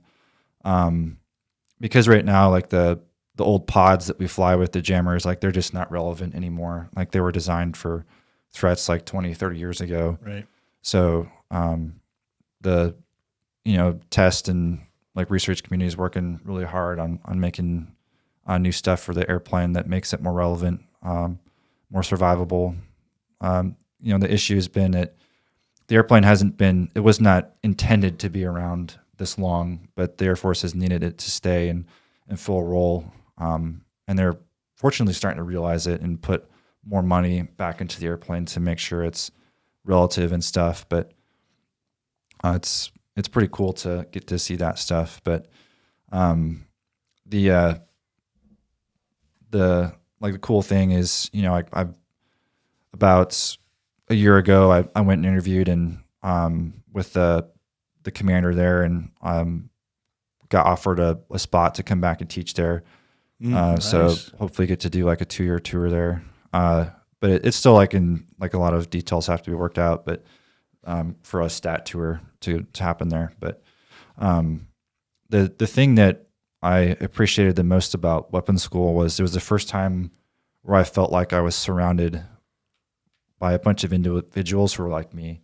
Like even, everybody in the squadron here, like they're all fighter pilots. They do that, but the level of dedication to studying, flying, a brief debrief, going out, hanging out, like closing down the Nellis Club, like every Friday, having that camaraderie, and then going out Saturday, and then getting back in the books on Sunday afternoon. And you had a paper and everything to write to. I wrote a 25-page classified paper that you have to do there. So 15 was the minimum, but you can't write all that stuff in that amount of time. But some people were really good. They're like, I'm gonna have it 15 and like 0.0 pages to be done with it. But it was super challenging. Even just like coming back, I would say that the most challenging part of weapons school was actually coming back to Sioux Falls, because we hadn't had the most recent graduate was Deuce. And I think we were separated by like 10, 12 years or something like that. Right. In terms of timeline. And the coming back as like a captain with a patch on your shoulder, telling these guys that like, well, like, telling them to do things like, hey, like this is how we're going to be doing stuff. It's definitely like a little bit of a ego check for people, because like I heard people like, well, I put you through FLUG and like all that stuff. I was like, yeah, well, I went to this thing called the fighter weapons school. And, right. Things change. Yeah, Human dynamics. But, it'll never go away. Yeah, and I was always an individual that I never wanted my words to like describe me. I wanted my how I performed in the airplane to show that I knew what I was doing. And through every phase, like whether it was being a new wingman, a flight lead instructor pilot, or a weapons officer, is like, okay, I have to like earn my stripes here and show them that I know what I'm doing. And that's why kind of like what I was talking about earlier, like one of the first flights that guys do when they come back is a basic fighter maneuver flight. And I don't go easy on them, because I want to show them, this is the way we do it here. Like, this is the way you fly this airplane. And, I never knew how to fly the F-16 until I went to weapons school, because those guys there, like, they're the best F-16 pilots in the world. And, like I said, the BFM phase is 3 weeks and you fly every day. I flew BFM every day, 15 days straight. I take that back. I had one day where I had a sim, and I had another day when my jet broke and there was no spares. So I had Vacation. Yeah, 2 days off. But so it just, like, the intensity and, like, repetitions. I believe, like, getting good in this airplane it's a lot more about repetitions than just sitting around talking about it. So I remember like one flight, I always like strive for like slick BFM, so like no tanks on the airplane, no center lines. And we had a new guy shows up, and they don't have a ton of BFM experience, like, really at all when they get here. So I was like, we had a tanker, so we took off, did some fighting, did 5 sets of BFM, went to the tanker, did 5 more sets, went back to the tanker again, did 5 more sets, and then we came back. So it was like usually like the BFM sorties are like a 0.7, 0.8. If you don't have a tanker, I think we did like a 1.6 or 1.7. So it was like a very like memorable like flight, because it was like so much fun for me. And then when I came back and I saw him walking, just like eyes kind of like straight, tired looking, and I was like, welcome to Thunderdome, bud. Like, yeah, and then you're headed to debrief. Yeah, to hear all the things you did wrong. Yeah, but that's a full 24-hour fitness workout. Yeah, oh man, it's a lot of people like something that's super fun is when I get to take people flying. And I don't know if you know Harley Hugendorn, but he's a DSG now. He works in ops, and I got to take him flying when we were in our ACM phase. So I was it was a MQT ride for a wingman. I was an instructor pilot, and I was like, hey, Harley, why don't you fly with me? It'll be a lot more fun. But now it's like there's not really individual incentive flights. It's just a fam flight. So like they're there for the ride. Finally. Yeah. Oh my word. So, I didn't think that they would ever go to that. So it's kind of a blessing and a curse, because you still have a altitude ceiling you have to stay beneath, or not really with that, would I think you? it's like 18 or something like that, or okay. 20. I can't remember. We have like a little like page in the vault that gives you like I'm sure I didn't go above 18 at any point, but sure. I probably did. But yeah, there's like we have a piece of paper in the vault that just like tells you like the do's and don'ts and everything. But well, because when you said you like taking people flying, I was like, a lot of pilots would complain about taking people flying because it can be terrible. It was fun, but it was an incentive flight, meaning you could only do this, only do that. Yeah, and that's refreshing to hear what I just heard. Yeah, the issue now is like if they get sick, like we're not turning back. No, because this is a dedicated training mission that they're going to be on. So it's like take some Dramamine or whatever and just hang in there. And so we did an ACM flight. There was a tanker, so we got to go up to the tanker, and I showed him like how we do all that stuff and the rejoin and going through the boom. And the boomer took some photos. So there's the picture of the D model. You can see him in the back, and it was just super like memorable moment. And I've got to do that a few times, but the worst is when someone like if they're gonna like get sick, it's just like, oh man, like because nobody likes getting sick in airplanes. And I remember my first flight in the T6, I got sick when we got like it's the first time you're wearing all that equipment. It's hot, in Texas, you're just baking, and then we're about ready to land, and I think just like all my adrenaline like came down. I was like, oh man, I gotta throw up. You feel it. Yeah. So, I mean, some people have really strong stomachs. I probably have an average strength stomach, but the worst is just like sitting in the back of an airplane and you're not like actively flying it. Oh, yeah. And then they're just going around, banging around. You're just getting smashed back. You're behind forth, everything. So and you have no idea what's going on and everything. But yeah, there's been some like where I've done BFM flights with them too, and like they're in the back, and like high aspect BFM is super fun to fly with someone on that because just the speeds that we go by each other. We call it a gentleman's pass. So like the training rule is 500 feet from each other, but on your high aspect sets, you start it, you're just pointed right at each other. You go right by each other, and it may get a little less than 500 feet at times. So we call it the old gentleman's pass. But I remember at weapons school, it was a little bit closer than that, but it was. You have to go for every advantage you can get. Yeah. Mm-hmm. But wow, they really get a ride now then. I mean, a real ride. Mm-hmm. That's cool. Yeah. And it's I try to tell people if you're on the list, like try to get on a like ACM, like try to get your flight, because they have to do like the flight doc thing and get that lined up. But if you can find out when we're in that phase, that's the time to do it. Because like right now, we're in a like OCA, DCA phase, which is more like air-to-air, long-range stuff where you're not really going to see another airplane because on the link, we really don't get closer than like 10 to 15 miles from each other now. But in that ACM stuff, we're as close as 500 feet from each other. So and going very fast. Yeah. And if you're going toward each other, take that speed and double it. Yep. What's kind of interesting, guys been talking about F-16s, and when you really look at the F-16, obviously I consider it to be probably the best airplane ever made of any kind. But take it back to the P-51 Mustang, which was the king of the hill in World War II. And now say 50 years later, they're still flying P-51 Mustangs as a frontline fighter. That would have been 1995. Going to Gulf War in Mustangs. Yeah. I mean, just put that in perspective. What a comparison. How long that airplane, and it's still, I consider to be, I mean, if I just had to look at an airplane and I had a choice of which airplane do you want to fly, that's probably the one I would point to. Now, me not knowing, are they still producing new ones? Not for the U.S.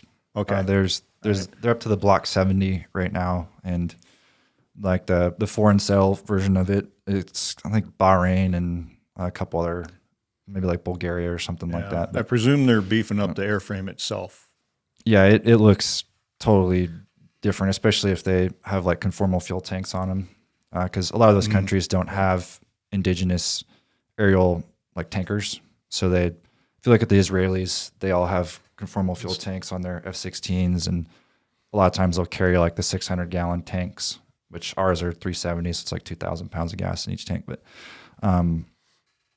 the Block 70 is still being manufactured and sold to foreign countries, is what they're at right now. But it would be like I said, that it would be an awesome airplane for us to have. But like the Air Force's initial idea obviously was like, to have already moved past the F-16, but just due to cost overruns and everything with the F-35, like we've still needed it to be around because it was the Air Force's intention that we'd all be flying F-35s and F-22s right now, but that's just not the case. Well, remember when you said that Guy sent you that message? It's kind of unique. I still have on my phone Guy's message when he left me a message. I must not answer the phone, unfortunately, but left me a message that he had got selected for pilot training. I still have that on my phone. I can play it right now. Nice. That's cool. And then the other thing that's kind of unique is we were talking a little bit about, being in the Navy and boats and the Guard and Air Force. And really the Guard is, I would almost say, well, it is part of the Air Force, but it's an essential part of the Air Force. In fact, just looking at some of the deployments Guy has made, he's probably deployed more than I did. Well, I made 3 cruises on a carrier, which was long deployments. But after that, like when I was in the Guard, we went to St. Troy in Belgium, that was like a vacation. Mm-hmm. I mean, it was a lot of work. I got one of those with our unit as checkered flag base. I mean, it was a lot of work, but it was a lot of fun. Yeah. And then we went to Karup, Denmark, and we went to Hawaii and Key West several times. And, we did a bunch of other little things at, what's the one in Georgia or whatever? Where Century Savannah. Yeah, Savannah, Mm-hmm. that type of stuff, and Cold Lake, whatnot. But guys, geez, I mean, for a while there, he was over in Korea for a while. He's down at Okinawa. He's, they tried to set some things up in Germany and Iceland and stuff like that. So they really get around. One last thing about the weapons school is, I really think that when Guy went to weapons school, it really hit me that, I knew that he was probably a better pilot than me, but I think it really hit me that he's way better than me now. Because you don't go through that program without, you have to come to work every day. Mm-hmm. And that's a lot of work. The studying part, I think, for me would be the hardest, because I was never the greatest studier in the world. But. Well, when he's talking about what it takes to go through the fire weapons school, and I've realized the difficulty there. And while you're talking, I'm sitting there looking at you like, I wonder. I ask a lot of people, how did you recharge your batteries and stuff? But I think, tell me if I'm wrong, the way you recharged your batteries was excelling the day before. In the work, you didn't need to go out and hit the basketball court for 2 hours or something. Is that accurate or not? I would say that the next day you were actually extremely, I could count on one hand how many flights I passed the first time. Mm-hmm. I passed the first ride, so it was you start at defensive BFM, and I'm struggling to remember the other rides that I passed. I think it was CAS. I passed that because I had a lot of CAS experience from our deployment, but ACM, that's kind of one of those rides where you just don't shoot your flight lead, and we need to move on because it's the end of the that phase of training. But yeah, in weapons school, it's all about dealing with failure, and the way that I dealt with it was, and I tell dudes this that struggle with failure now, because a lot of them, even when they come back now from the B course, they're set on such a shortened timeline that they haven't really experienced that level of hardship when you're flying, when you get told that you're just not good enough today.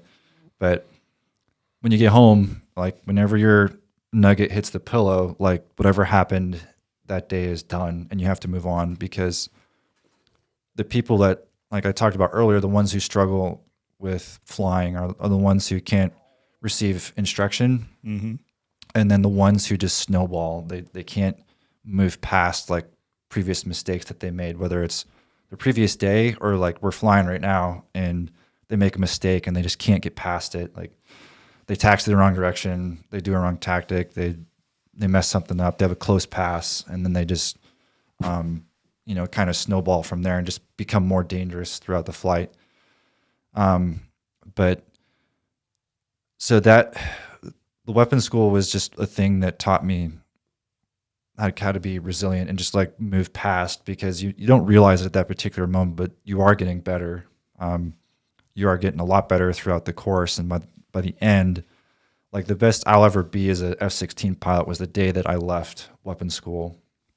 And that was kind of frustrating, because people will tell you that, because when you come back to the squadrons, you're not flying with your wingmen aren't black border patches instructors. They're dudes who have 70 hours in the airplane, so that have no idea how to use it yet, because they haven't taught. So the intent there is you have to build them up to get it to that point. Well, and I was wondering about perishable skills, and you had mentioned that you had been out of the weapons school for 2 years, and then you got the invite to be an instructor. Yeah. What's the maximum you think that they would wait to invite somebody back? So the makeup of an active duty squadron is very different from a guard squadron, and even it's the same at WIC, but for example, in guard squadrons, I'm actually probably one of the 6th or 7th most junior pilots in the Lobos right now. There's about 30 pilots in any one squadron. I would say, at least half the squadron's a lieutenant colonel. You have a handful of majors, and then there's like the young guys, like 10 captains. In the active duty, it's the opposite. It's like the majority of the squadron is going to be like captains and stuff. But at the weapons school, generally all the students are captains who are kind of relatively newish instructor pilots, who have been kind of like designated along the way as a individual who could go down that path, but kill something every day. But I got to apologize for some flies in here. This is the hog house. Yeah. Wintertime, they like to come in here and survive. And not freeze to death. But so I would say that all the instructors, for the most part, minus the commander, are majors, kind of like mid to junior majors who are around like the 10 to 12 year point in their career. So generally like 8 to 12 year point, I'd say, who are kind of approaching their active duty separation.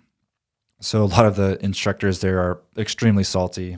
They've been through like all the changes and stuff, but they're the best. And then the squadron commander is a lieutenant colonel, and he's the only lieutenant colonel in the squadron. Mm-hmm. So they're kind of like king and castle there. So it's just a very different dynamic than what we get back here.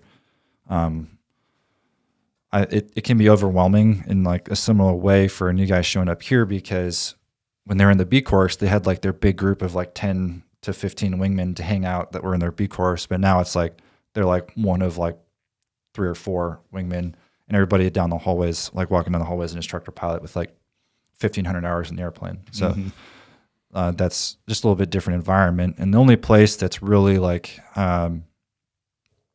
wingman central, I would say, is Korea, so like Kunsan with the 80th and the 35th. But that is like, I really encourage people in the airplane, if they get the chance, like you got to do it, like at least a 3-month tour to Korea, because it's, I'd say, the last bastion of fighter pilots for sure. Just the culture and everything there, but certainly not longer than a year and a half, because your liver will probably fall out of your body. But yeah, I think that the weapons school is it's really a sacred place. And like going back there, like it's you drive on to Nellis and it says home of the fighter pilot when you go through the main gate. And as soon as you get there, you're going to see just all sorts of fighter jets flying around, everything in the DoD inventory, including Navy airplanes, because they fly out of there as well for like whiz and red flags and stuff. So it's just really cool, as well as like all the other airframes. You'll see B2s, B1s. When Draken was there, you'll still see A4s flying around there, like adversary aircraft, but they're not there anymore. So it's just really cool. Our unit went down to support the F-15 weapons school at one time. Yeah. That's where I got my first ride in the F-16, but I got to be in a 12V4, which was, my first one got really sick. Yeah. But the second one was great on that deal. But yeah, so you're probably 12 right air and facing like 4 F6 or F-15 like weapons school students. Yeah, we had some Navy jets in there, 8 of them, 4 of us against 4 F-15s. It was pretty wild. Yeah, unfortunately, the F-15s, the C model class, the last C model class was the one before mine. So it would have been like 21 Bravo, I think was the last F-15 C model class. But I heard that they've been sending a few guys through the Strike Eagle course. I'm not sure how that would actually work out, but just to try to get some new weapons officers in the C model community, because there's still a handful of guard units that flies it. Mm-hmm. Man, a lot of information here. Yep. A lot of history here. What are we? Oh, we've mentioned some call signs before. You don't need to explain why or how you got it, but what's your call sign? Mine's dog, DAWG. DAWG. Yeah. Okay. That one I knew. I don't know yours. Mine is Beast. Beast. Okay. I got that in the Navy, and Navy didn't really have a naming thing or anything. It just suddenly one day everybody's calling you that for some reason. I think first, my first call sign was, let's see, some guys started calling me Burn Master for some reason. It was because I was at the officers club, and Guy obviously knows one of my best friends from the Navy as well. His name is Roger Fritzler, and he had a mustache and stuff, but he was really good at drinking those they call them flaming hookers, whatever it is, like that. And he could do it and then set it down and it's still burning, So I decided I'd try it. And as I'm doing it, there's a real crowded Oak Club. I'm not saying I would have pulled it off successfully anyway, but I'm doing it and somebody walks by and hits my elbow and spills that stuff over my neck, which I'm lucky I don't have scars from it. Set of fire. Or anyway, so they called me Burn Master after that because my last name is Bauermeister. But then this movie came out. It was in like 83 or 4 or something called The Beastmaster. And one of the LSOs from the squadron comes in and he goes, "You are now Beastmaster," or whatever. And so then everybody just started calling me Beast. Yeah. Now, in the Air Force, generally, once you're given a name, it sticks with you, or do they change once in a while? It depends.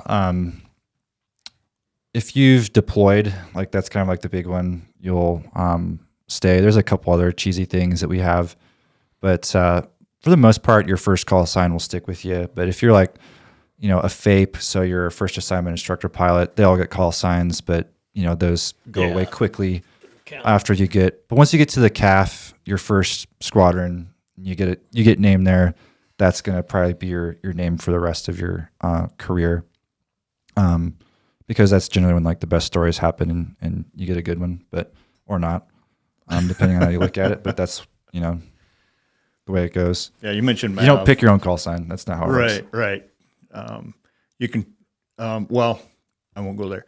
You mentioned Mav earlier, and I remember when he first came into our unit, he was telling me a story where he had gone somewhere, and of course, Top Gun, Mav, all this stuff, and he just walked into. I don't remember if it was our squadron or if it wasn't previous, but he walked in and he says, "What's your call sign?" He goes, "Mav," and they're like, "For real?" Yeah. Like, yes. Who would ever do that after Top Gun? Yeah. But he wore it like a badge. You were in the Navy when they filmed Top Gun, weren't they? Were you? Yes. Actually, they shot some scenes on the Constellation, and there's a very brief time when when the guy gets vertigo or whatever, and he's all messed up and trying to land. They actually filmed that on the Constellation, and I was on the platform then. Oh, wow. So that was kind of cool, but it's just a very brief. You can't even just flat because the guy's landing. It goes by the LSO platform like in a heartbeat. What do you guys think of Top Gun Maverick? I haven't seen it yet. I thought it was great. I mean, I like it's obviously going to be cheesy, but it's a recruiting tool. But I think it's really cool that they, want to make movies off of something that you do. So that's like obviously like the flying stuff is, not really realistic at all. But it's entertainment. You don't want to pick it apart. Yeah, and that's not why you watch it. The cinematography that they did though with the flying scenes was incredible. Yeah, and it's really cool because where we fly out at Alert in Riverside, the airspace we fly in is 2508, and some of the filming they did was out there, like where China Lake and stuff is. But so a lot of those mountain peaks you see in there, that's kind of where we were. And I think they did some maybe up in Washington too. But I love being in the hog house here, and most of the time I'm out here alone. And I told you I disc jockeyed for 20 years, so I got some big equipment in there. And I love being out here, pull down the screen, darken it up, and throw in something like that, and just put those Carver amps to the test on the flying scenes. I really get a kick out of that. I ordered it on a DVD, but I haven't watched it yet. But along those lines, another thing that kind of really cemented it and inspired me to get in the Navy was that movie that came out right before I got in the Navy about a year. It's called The Final Countdown. You've probably seen that.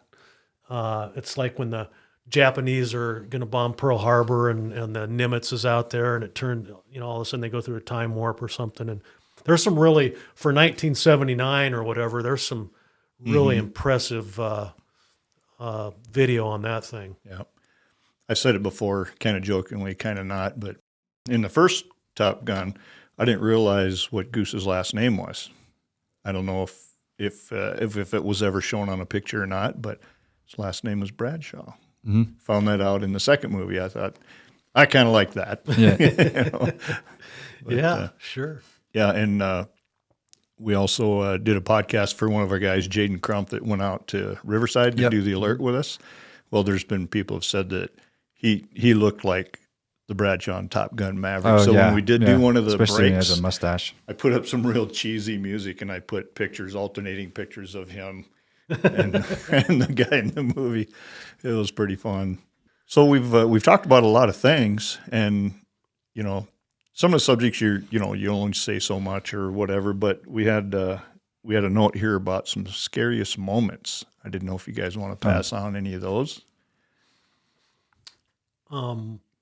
Well, it was kind of a dangerous moment. It was kind of just all of a sudden I realized it, and lucky I did. But I was flying an S3 out over kind of by Japan somewhere, and we were up real high, and we were supposed to descend down to get on top of a submarine or something, and so it was going to be a slow descent because we were supposed to take over the the prosecution of the submarine from a P3, I think, or something. So we had a lot of time. So I just started a slow descent, and I never use this mode in the autopilot. I don't like it, especially don't like it anymore.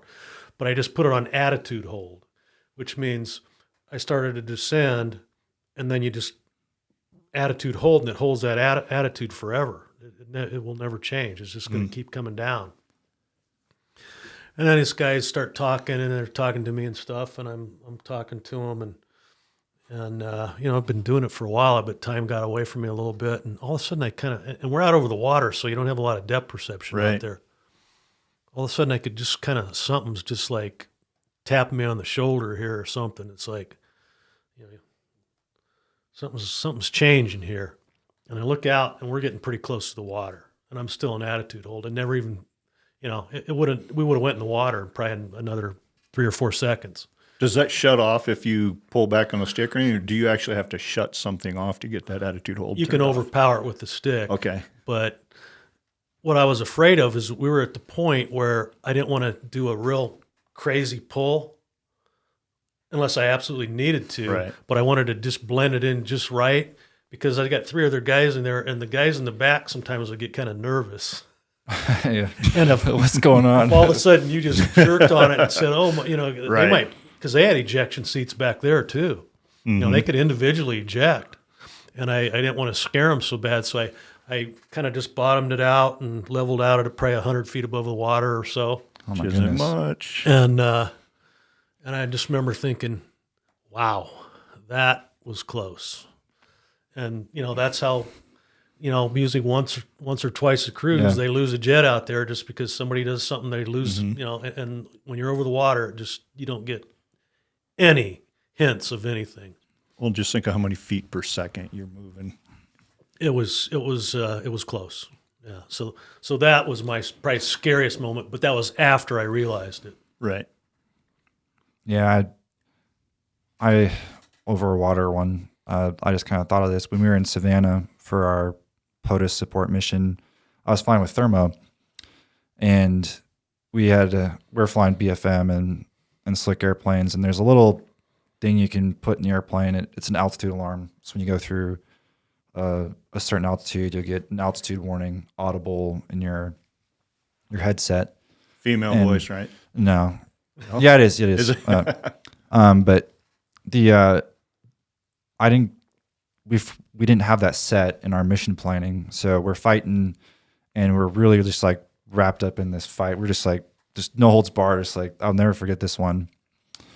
And I was just really focused on thermo fighting him, and we had gone through our altitude, like our knock it off floor, and we're still fighting each other. And he recognized it before I did, and he called knock it off, and he just yelled recover. And I recovered the airplane. I was like 3,000 feet above the water, but I was like, holy smokes! Like I had just totally forgotten about how high up I was, and I was just looking at him and fighting him. And I was like, man, how low would I have gotten? Fortunately, the F-16 now has a auto ground collision avoidance, but over the water it defaults like 50 feet. So if the jet senses it needs to do like a 5G pull to recover above that altitude, it's automatically just going to do it for you. Gonna do it. Good. So I probably either would have recognized it, or the jet would have just rolled me out and recovered. But You don't depend on that, but you're glad it's there. yeah, and so that was like kind of a wake up call to me. Like I need to pay attention to this stuff and not get wrapped up in what you're doing. But I think the most scary one for me was on our deployment. We were supporting like troops in contact, and we needed to go get more gas. So I went up to the tanker, and I was the wingman. I was just a wingman at that point, lieutenant. But the airplane, I noticed it when I was doing the walk around, and the crew chief kind of mentioned it, but I didn't really think of it. But they said, yeah, I was kind of leaking some fuel on the previous flight. I didn't really think of it, but I could see it on the ground, and I trust them, and was like, okay, that's good to go. So we went flying, and we were actually on like ground alert. We got scrambled. We didn't have an actual tasking, so we're just me and the other pilot were just kind of hanging out, and we got like, hey, you guys got to go now. So we throw our stuff on, get out to the airplanes, and we go. I think we were out in about like 25 minutes or so, which when you have bombs on the airplane and stuff, you have to align them and everything. So that generally, our time was like, we plane for at least an hour, and we were off the ground really quickly. And I remember just doing the walk around and got in the airplane. We went, and I came off the tanker, and generally you're going to have, between 11,000 to 12,000 pounds of gas, depending on the airplanes. But like maximum, you're going to see about like 12.2 when you come off the tanker, somewhere in there. And I, when you come off the tanker, you do some post AR checks, make sure your door is closed, make sure your tanks are feeding. And I noticed that one of the tanks had 500 pounds less gas than the other one. I was like, it just wasn't incomplete fuel. I had plenty of gas, so it wasn't an issue. I wasn't going to go back up to the tanker and try to get 500 more pounds of gas. So we go back, we're talking to the JTACs, we're working on our next attack that we're going to do. And I was like, oh yeah, I got to check the fuel. And then I noticed that it hadn't resolved itself. So I was like, oh, it's trapped fuel. So like there's a checklist we do for it and whatever. So I do that checklist. I didn't tell my flight lead about it. It's like, I'll fix itself. I'll look at it the next time I go around the wheel. I was like, I'll check. I just kind of looked at a point in the ground. Like, all right, next time I get here, I'm going to check my fuel again to make sure it's feeding. So I had, in the F-16, you actually have an attitude hold as well. You can have altitude. So like the jet's going to be in a bank, and it's going to maintain that altitude and bank. It helps a lot for like when you're doing CAS. Mm-hmm. And all of a sudden, like the jet I noticed the bank angle increased a little bit and started turning. And I was like, I didn't do that at all. So I was like, oh crap, like the fuel. And so I spun the needles again. One of the external tanks was totally empty, and the other one was full. So I was like, okay, I got a leak. And so that was like 2 laps around. So this was in the span of, 6 minutes or something like that. I vented a wing tank.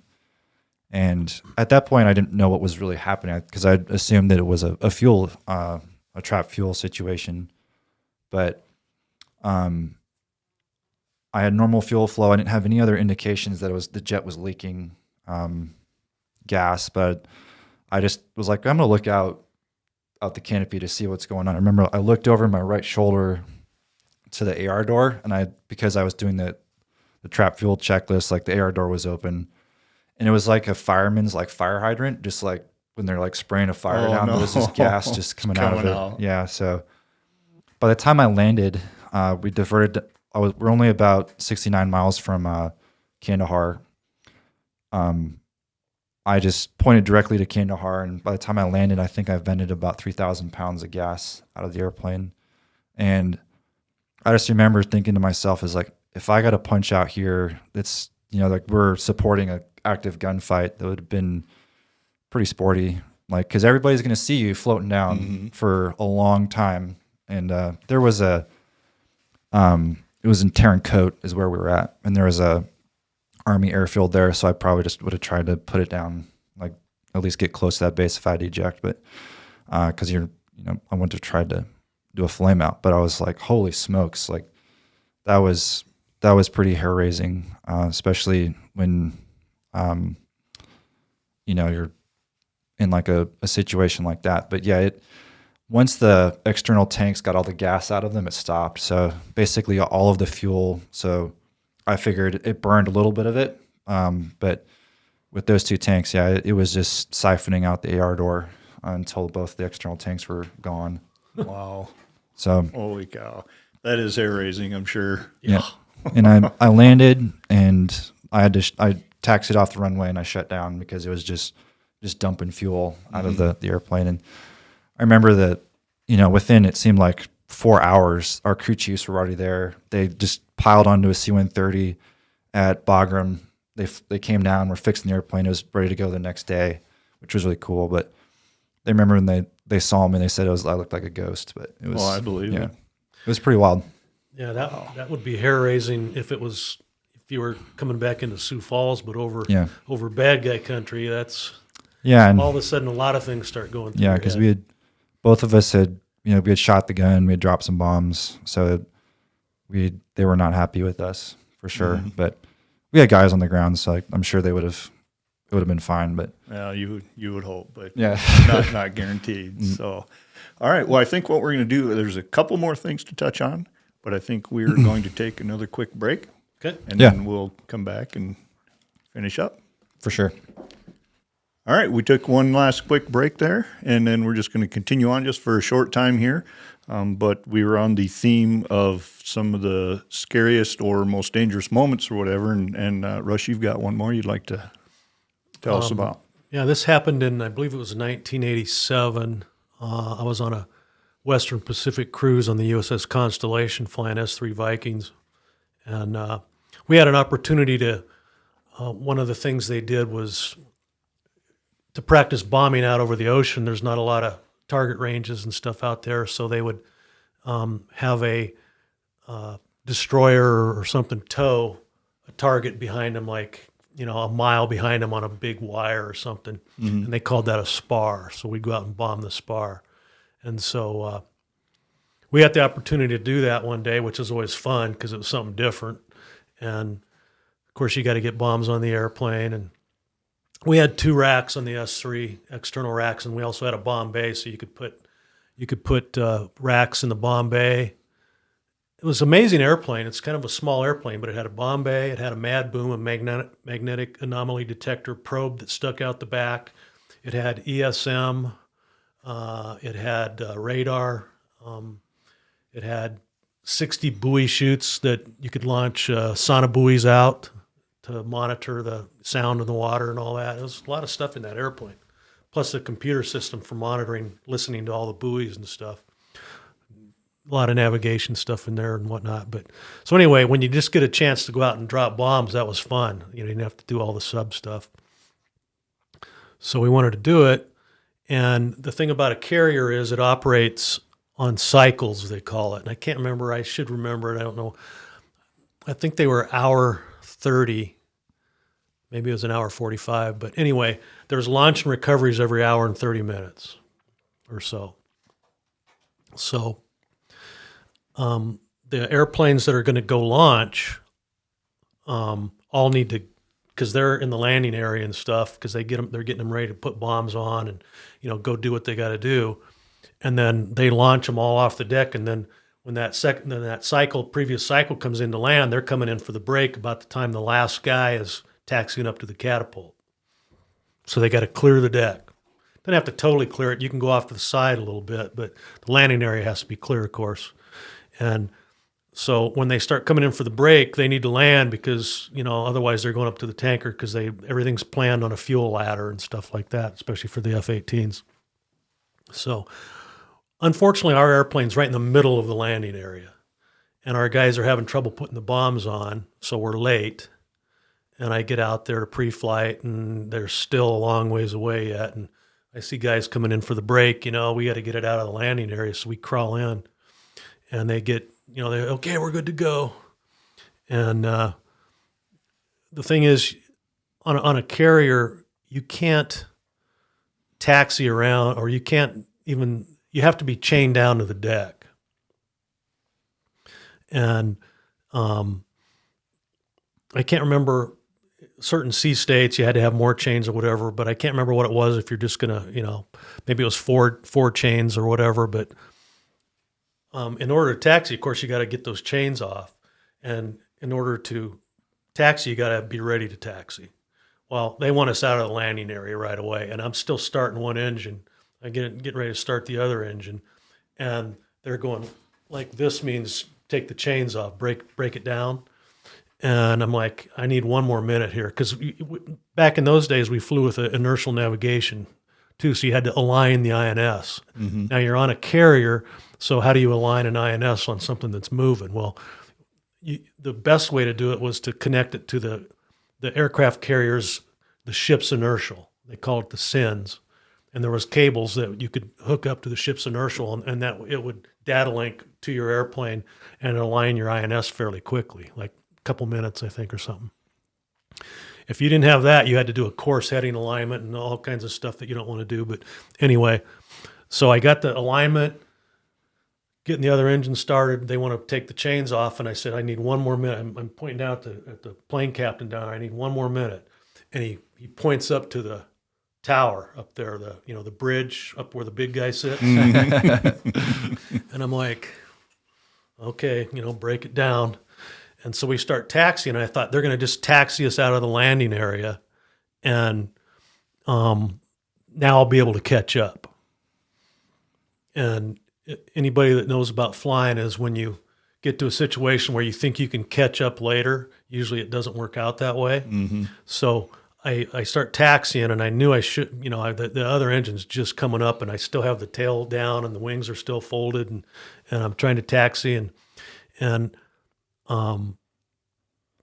so I thought I'll get out of the landing area and then they'll just let me catch up here. So I get over there, and of course, being a pilot, especially a Navy pilot, you always want to do what's in front of you. You want to accomplish the mission. You want to get it done. So then I'm getting the wings down and stuff, and they taxi me over towards the catapult. And so I thought, okay, well, they'll take me over to the far port, or the starboard catapult, the one on the farthest right side, and that's out of the landing area and stuff, and they'll launch me off of there, and I'll get caught up. So they go over to the catapult. I'm trying to, and I can't remember the exact settings, but to have full throw of the controls in the S3, you had to have the flap set. I think it was in the at least takeoff position. They had a position called loiter, which if you're flying over a submarine for a long period of time down low and slow, you could go loiter flaps, and that would give you better maneuverability and stuff. But it wasn't a takeoff or landing position. So in order to get the nose wheel steering to go, I can't remember what all the rules were on it, but I just put the flaps down to loiter. And so anyway, I'm taxiing over there, getting busy, and they taxi me right up to the catapult. And then the next thing they do is they do the plane directors, that means lower your launch bar. So that launch bar hooks you up to the catapult. Mm-hmm. And it's a little T thing that fits in a hook. So you lower that down, and that's down, and then you taxi up what they call the shuttle, and it slides up over that shuttle and down into that hook. And I thought, okay, well, they just want me to get ready to go. So I do that, and I think I'm pretty much got everything done now, but I haven't officially gone through a checklist or anything. And all of a sudden, the launch director comes out, and he wants me to run it up, and you could run it up and sit there. I'm not saying anybody would really do that, but until what they call take tension is when they release that steam pressure to charge that shuttle that takes you down the cat track. When that was called take tension. So when you take tension, you're all they got to do is push a button and you're going, no matter whether if the engines are off, if the brakes are locked, it doesn't matter. You're still going off. And so we get up there, and there's other things you got to do too. They come up with a weight board. It's a little block thing about this big with numbers on it, and that's how much you weigh, because they got to set the pressure in that catapult for how much you weigh. So you got to, if you got to adjust it, you can go up or down or whatever. And so I get up there, and I thought, okay, now I can finally get caught up here, and the guy wants me to run it up. Well, I'm like, geez, I don't want to not have the power up if they launch me or whatever. So I bring the power up, and I think, okay, I think I've got everything done. And, he's waiting for me to salute, because once you salute the guy, then he touches the deck. And there's a guy actually on the edge of the carrier with his hands up, and you can see him out of the corner of your eye a lot of times. And when that guy touches the deck, this guy just puts his hand down for a second, pushes a button, and then you go. Well, I felt us take tension. Now I know, okay, all they got to do is push that button, and I'm out of here. So it's time to go. And I really wanted to salute the guy, but I kept thinking to myself, man, this just doesn't feel quite right. Something's not right here. Because when you do that, when you add the power up, you wipe the controls out to show them that everything's working, because they're looking at it from the tower up there. Everything's working.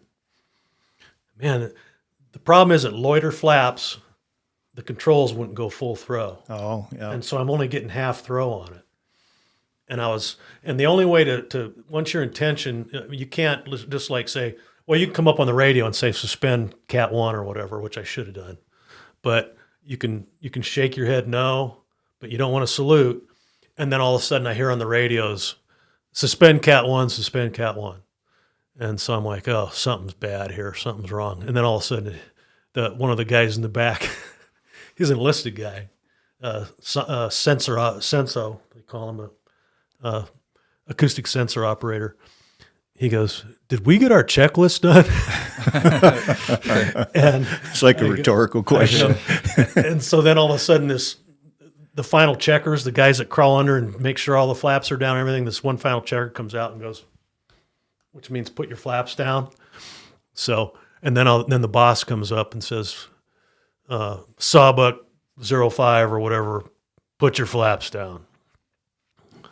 I thought, there's no way they're going to launch me now. I mean, that wouldn't have been good. Mm-hmm. But they launched me, so I went and flew a mission. But the whole time I'm flying, I'm like, oh, geez, this is going to be bad when I come back and land.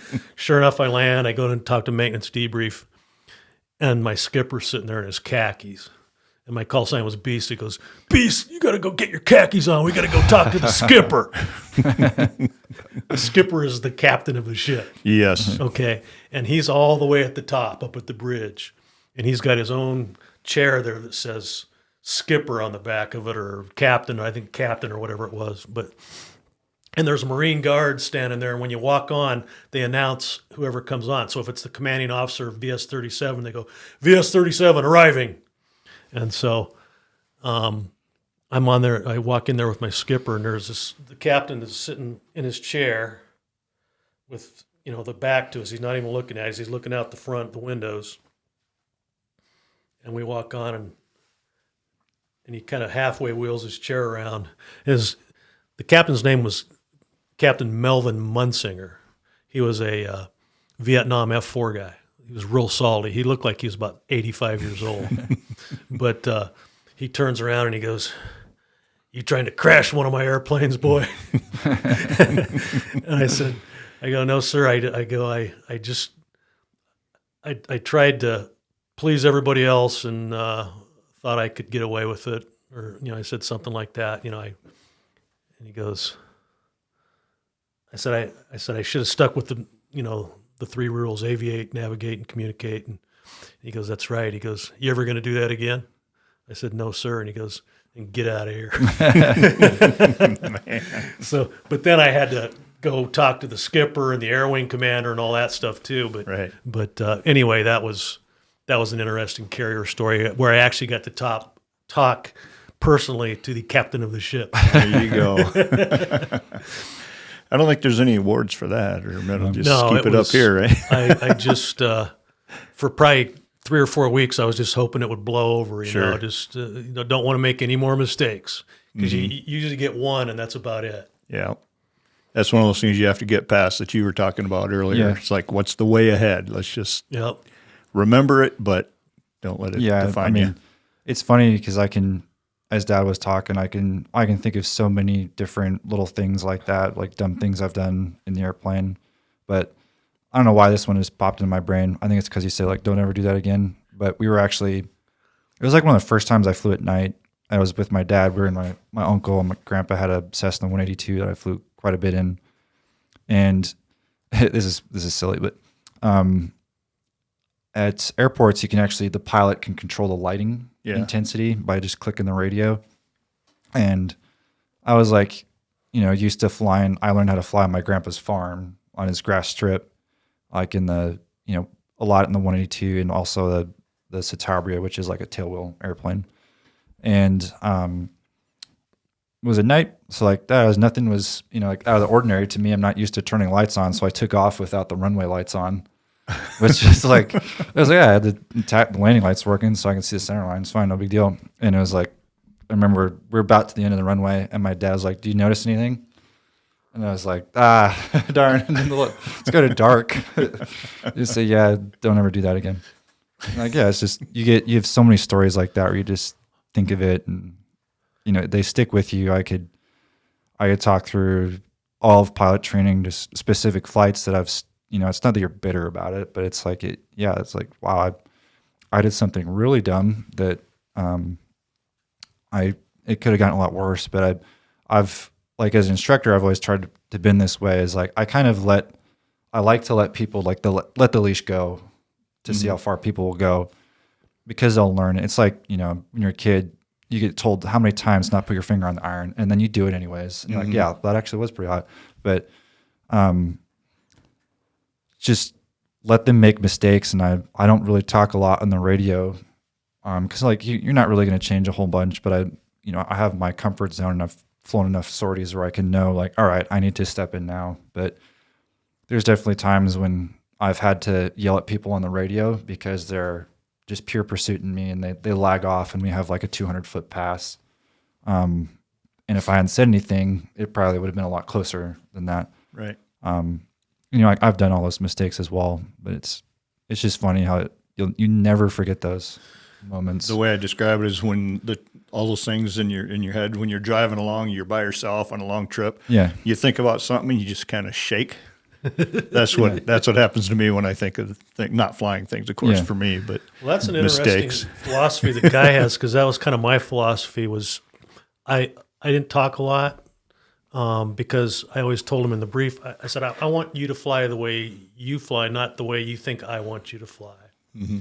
And then I would usually let things go, maybe further than a lot of guys, because if you're sitting there giving them a GCA in their headset, no matter what they do, then you get in the debrief and you say, well, you're getting kind of low. No, I wasn't. I didn't get low. Well, the reason why you didn't get low is because I told you you're starting to get low. Or if you're constantly telling them what to do, right, then they never really see the mistakes. So they actually learn more by making their own mistake. Mm-hmm. If it gets dangerous, then yeah, okay. But like, sometimes I think one of the best traits of an instructor is to let the person learn how to fly rather than teach them how to fly, and then teach them when you need to. Right. But anyway. I suppose it's kind of like golf. I mean, you can talk about a golf swing as much as you want, but until you actually go out there and swing the damn club, it's not going to do you a lot of Hold good. it this way. Keep your Yeah. left arm straight. Yeah, it's let me just figure this out. Friggin' thanks, Tiger. But yeah, I agree. And it takes time because you'll generally see like newer instructor pilots have a lot smaller, shorter leash, I should say, for people. And then as they get more experience, they're comfortable and you just kind of learn points when like, all right, I need to step in now, or like this is something that's not like a safety of flight thing that I'm going to let it go. But safety of flight stuff, you have to, like safety of flight type of thing would be we're about to hit each other and I need to step in, and it goes both ways if I'm doing something silly. But as you get more experience as an instructor, you can kind of like figure that stuff out. And I especially like when I fly with someone who's maybe not as proficient or recent, i.e. like a DSG is flying and like they're thinking about whatever their full-time job, whether it's airlines or like whatever, but they come back and like we're flying. But there's, like I was saying, I learned how to fly the F-16 in a very different environment, so I can get it with like 0 airspeed indicated in the HUD with the nose tracking through the horizon. And we talk about like the horn, like the low speed warning horn. And that's kind of like the point when you need to recover the airplane and terminate the maneuver, the fight. But I've flown it enough to where I know when it's going to go off and I know when it's not going to, and you can do some pretty like incredible things with the airplane. But yeah, it's, Geez, now I'm getting ready to start to go fly again here Yeah. after hearing all the horn, knock it off with the horn and all this stuff. Yeah. What is it? The 90 to 110 degree thing for 0 airspeed or something? I can't remember what it was. it's like below 200 knots at 90 degrees, like 45 degrees and 120 knots, something like that. It's just like a scale. I can't remember all those, but yeah, it's The other thing is if your nose is just tracking through the horizon, it's not going to do it. But if you're doing what like a lot of students do, and they just go straight up like that, it's going to run out of Schlitz at a certain point. But those always get fun. Mm-hmm. I remember I did the spin training at Edwards. So you go up with a test pilot in the back seat, and I went with Flint Sarno. So he was the first guy to go. So, and you just do it right over the airfield. I was out at the little museum they have there with like the SR-71. I think there's A-12 or whatever variation it is and stuff. But the cons were like really good that day, so I could see them the whole time, just kind of certain. Then they'd get their speed up, you'd go up, and you could just see them fall back, and you could see the jet kind of flopping around, and then they'd recover and they'd go do it again. So it was just really cool to see that. But Are you in touch with him yet? with Flint, Yeah. oh yeah, Flint's one of my best friends, so we talk probably once a month. I'm going to see him next week. We're going out to Nice. I'm going out to Nellis for the patch night. So it's the weapons school graduation and Re-Blue academics. So I'll get to see him and a bunch of other my really good friends that are currently out at Nellis. So Going to listen to some of those Dos Gringos. yeah, While you're out there? yeah, that's the Nellis Club is one of the like best place to be. And the cool thing about the 16th graduation is that so every weapons squadron, they're like patched where you get your patch is in a different spot on the base. And the 16th, our patching ceremony is in the Nellis bar, and it's the only squadron in there. So it's like really Nice. really cool that the F-16 squadron's in there. Nobody else is, so it's pretty neat. Well, it's a heck of a family, that fighter pilot family, and then you get to the different MDSs, but just that family is it's pretty amazing. You guys are very close knit. Yeah, it's unfortunately my guy's grandfather, my dad's in the nursing home now. He's 90, but it would have been kind of cool to listen to a couple of his stories. Yeah, and that's why I do this. I mentioned it to you. You asked me earlier in the day, and I didn't finish answering, but just getting where your family, your friends as well, but your family, and especially down the line, if they ever get a chance to see this, and I've got a question for you on the end for that. But for each of you, we'll start here. What do you have for like a most rewarding moment, maybe besides driving into Shepherd there that you mentioned? Gosh. Or maybe that's the main one for you. No, I would say that the most rewarding thing for me has been I've gotten pretty close with a lot of like the younger pilots to like seeing where they've progressed in their career. Like they're, when I showed up as instructor, like those guys now are like going through instructor pilot school, and no one's experienced enough yet to go to weapons school, but a handful of them have written handwritten letters. FEMA did, Durham did. I could name a few other guys that have just written a letter to me, thanked me for what I did, and the majority of them will give me like a bunch of I like Maker's Mark, just a couple of like the select batches and stuff. They'll give me a Maker's Mark. So my desk in the vault, in my office in the vault, is just kind of like it's just full of booze. So it's funny. And it used to be on the desk, and there was like an inspection, and I think Deuce was a squadron commander, not to name names, but he came through and was like, "Hey, dog, you got to clean this up a little bit." But it's at least for a short time. Yeah, at least so it's like, okay, didn't have any split. So I have this, drawer just full of Maker's Mark, and there's a desk. I got like 5 or 6 letters in there from guys I've taught that, with my personality and stuff, like the way I act with, obviously you guys is significantly different than I do in like, behind closed doors with the vault, but I'm still the same person. But you get criticism sometimes, but I'm thinking about those guys and like the impact I've had on them, I would say is like the most rewarding thing. And I would say like growing up, I always wanted to fly and like do that stuff, be a fighter pilot, whatever. But as I've gotten older, I would say I'm probably like halfway through my military career. Like I could fly for like 15 more years if I really wanted to. Sure. But it's more about the people, I'd say. So that's been like the most rewarding thing for me, I would say, is like getting to know them, make friends. And it's not about flying. I've done pretty much everything that there is to do in the airplane, in a fighter airplane, really. I've gotten to fight,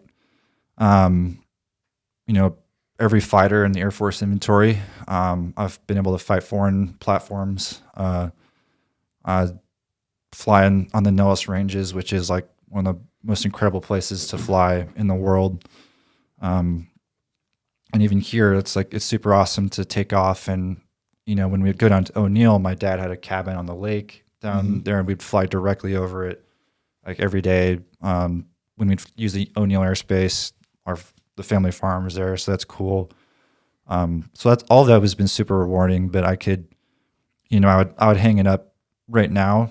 I would miss hanging out with my friends, my squadron mates, more than I would miss the actual flying itself. I would say. So I'd say that's kind of where I'm at with it. And like just the most impactful thing I think is just, the most rewarding is certainly the friendships I've made. And, I've even just going to, this is the shirt that we had from the local brewery in Kadena or on Okinawa, and just like making friends on that deployment. There's, like I was talking about earlier, there's some guys who want to fly and get to know them, become friends and have like that impact. Like that's super, meaningful to me. Mm-hmm. Great answer. That was excellent. How about you, sir? Well, as far as rewarding goes, personally, if I was just going to concentrate on just myself, it would be when the wing commander at Kingsville pinned the Navy wings on me. That was a long, grueling process, but when I actually got to go back to my room and look at myself in the mirror with those babies on, that was very, very, very rewarding. And then, of course, being able to call myself a carrier pilot, that was one that was pretty rewarding. But, kind of the most rewarding thing overall to me is, just going into work and doing it for many, many years and coming home and trying to set an example to the kids. And then, as far as real world, big time rewarding was ordering a set of actual silver Air Force wings from World War II, I believe, or maybe even prior to that, and pinning them on Guy when he got his wings. Those are the real deal. Yeah. And, to be able to do that, knowing, where I came from and seeing where he's going was, very, very special. And then there was a couple other guys in there that Max Moga was, I think he's kind of a fairly famous Air Force guy that flew F-22s and whatnot and had a TV show for a while. Oh, yeah. I think I remember that name. Max Moga.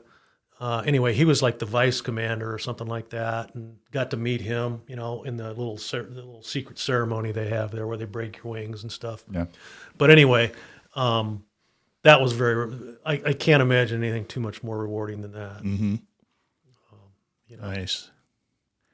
Yeah, I had another question here. It's kind of been answered. What was like your best day? I think you just kind of went through a couple of those, unless you can think of something more. Well, another best day was Guy's fighter weapons school graduation with the family there, and especially his young sister. That really inspired her, I think. It amazed her. And then just the whole process of flying in the Navy, flying fighters, flying in the airlines, and making a living flying airplanes. Mm-hmm. I mean, it's just, I still kind of hard to believe sometimes. I've been doing it since 1980 for a living. Mm-hmm. And, that's a lot of flying. I think I have over 8,000 hours in a 727. I barely got 1,000 hours in that F-16, so, but I was a part-timer and could get up there when I could. Right. The time frame was what it was. Yeah. Yep. But, yeah. I think that I'm gonna send you a picture of it, but I think the proudest moment, or the one moment I remember the most, is it was my first flight in Sioux Falls, and that was something I'd worked for a long time. And I remember walking out to the flight line. I flew 537, which when he was in Doug Brush, that was his airplane, and of course, as soon as he could see me, he's just chirping me the whole way, out there, just because that's how Doug is, just Good old chirping Doug. me. Yeah. And to walk around, he's just letting me have it, just walking around everything. But as soon as I was getting ready to go up the ladder, he just stopped talking and just let me focus and everything. So it was cool. But my family was there, and they went out on the runway, and there's a photo. It's kind of just a still of a video that my dad took, but you can see me just as I'm rotating the jet, nose is coming off the ground, and my mom is in the view, and she's nice. She's waving her arms and stuff. So it's a really cool photo, and I look at that photo a lot. So it's just I remember I'm focusing on taking off. I could see the truck out there go by my view, and I could see my mom's blonde hair just blowing in the wind, just screaming and yelling as I took off. And Yeah, I remember that as well. that was pretty cool. And coming back and just shutting down, and I could tell it. Kevin Winter was my my trainer, crew chief trainer, and he was there. He was super proud of me. So that meant a lot to me, and I would say that was probably, the single day most impactful moment, and that I'll always remember. But there's so many, the weapons school graduation, getting your wings on the, and my dad pinned my wings on, so that was really cool. I still have the wings that he gave me. They're not Air Force regulation wings, but on my blues, those are the ones I wear. Yeah. So that's pretty cool. Why wouldn't you? Yeah, I don't care. It's whatever. Take it off. Try. Oh, very cool. Very cool. All right, I'm going to start with you with my last question, and feel free. Like I said, we have no time frame, but like I said, I do this for the people, their friends, and more so their family. So you can imagine that you have 25 great grandkids. Oh, geez, People Louise. you'll never meet. Yeah. But you know what? They're sitting right under that center camera right now. What would you like to tell them? Geez. I'm going to think about that for a second. But That's okay. I would say that, you may not, I kind of talked about it earlier, but you may not know what you want to do like right away in your life, but you have to like find something that you're passionate about and like never be satisfied with, the norm being average. You're never going to be the best. You're never going to, like, for me, like, I'm not the best fighter pilot. I'm not the smartest person. There's always going to be someone that will do it better, faster, or whatever, be stronger than you. But they don't have to, like, you can be the one who like outworks everybody else and still like achieves your goals. Be kind. I think like one of the most important things to me is just like, I actually have something for you as well as I think about it, so don't let me forget. But be thoughtful. It's very difficult for people to like interpret your like what you're thinking. So just like thoughtful acts, gifts, things like that show people know that you care about them is super important. Hopefully the Jack and Coke still taste good in the future. But yeah, I think that have an objective that you're always moving towards. Family is the most important thing. Like, don't get caught up in work, but like you certainly have to enjoy it because pretty soon you're going to be retired and you're going to be gone, and it's just like your legacy is what you have left over. So stay motivated, find a passion, and just surround yourself with people that make you better. This is like something interesting I just thought of. Like Warren Buffett said it, but he said you should always surround yourself with people that are better than you, because you'll naturally acclimate to who they are. And if you do the opposite of that, if you surround yourself by less motivated individuals who don't have the standards, you can try to elevate it, but it's a much harder road to go to. So if you put yourself in a community that is full of like motivated people who want to do better, like they're going to make you better in the process. And if you find yourself in a scenario where you don't have that, either change it or do your best to make it to where like you set that environment. And it can be frustrating for sure, because I've experienced that myself, trying to like deal with unmotivated individuals, or at least people who are not as gung-ho as you are. So just find a passion, do what you love. It doesn't have to be flying fighters or UFOs, whatever they're flying 100 years from now, F-69s. But yeah, I think that's kind of my thoughts on it. Well said. Thank you. Sir, what can you tell Well, them? oddly enough, I was just thinking about this the other day. Really? Yesterday, I think. But I kind of tend to think about sentimental and other things a lot. But I was thinking, and I think Guy said something about flying, what they're flying in 100 years. I thought to myself, I think I'd like to live to be 100. It's a pretty cool number. Mm-hmm. I'm getting closer every day, but I think that would be neat. And if I have any grandkids before I completely go away, I'd like to talk to them, say, I'm 100 years old. You're my grandchild. When you turn 100, I'd like to tell your grandchildren that their great, whatever grandfather loves them. Mm-hmm. And that's the only way you could directly tell them. So, that'd be a 200-year span. Yeah. Of, that'd be a long time. But I don't know why I was thinking of that, but I was just thinking about that the other day. And I think another key word Guy said, and it's one of my favorite words. I think all my children are really fall into that description, is to be kind. Kindness is almost better than anything else. If you're kind, man, you don't really offend anybody. Yep. You don't make anybody feel bad. Life's about relationships. Yep. That's what we live in the hog house here. I've Yep. mentioned that many times in there. Yep. So Fun times, and just respect everybody else and have a good one. you bet. Well, I'll tell you what, I had a great time today. Thank you guys so much for coming up here. And hopefully I know it's been, you've been here a long time, but we're going to go through some pictures. Yeah. Hopefully we can sit and have a drink yet before you Yeah. go, but if I not, do it'll have be some other something day. for you before yeah, you do your yeah. last thing. But Yeah, I forgot to remind you.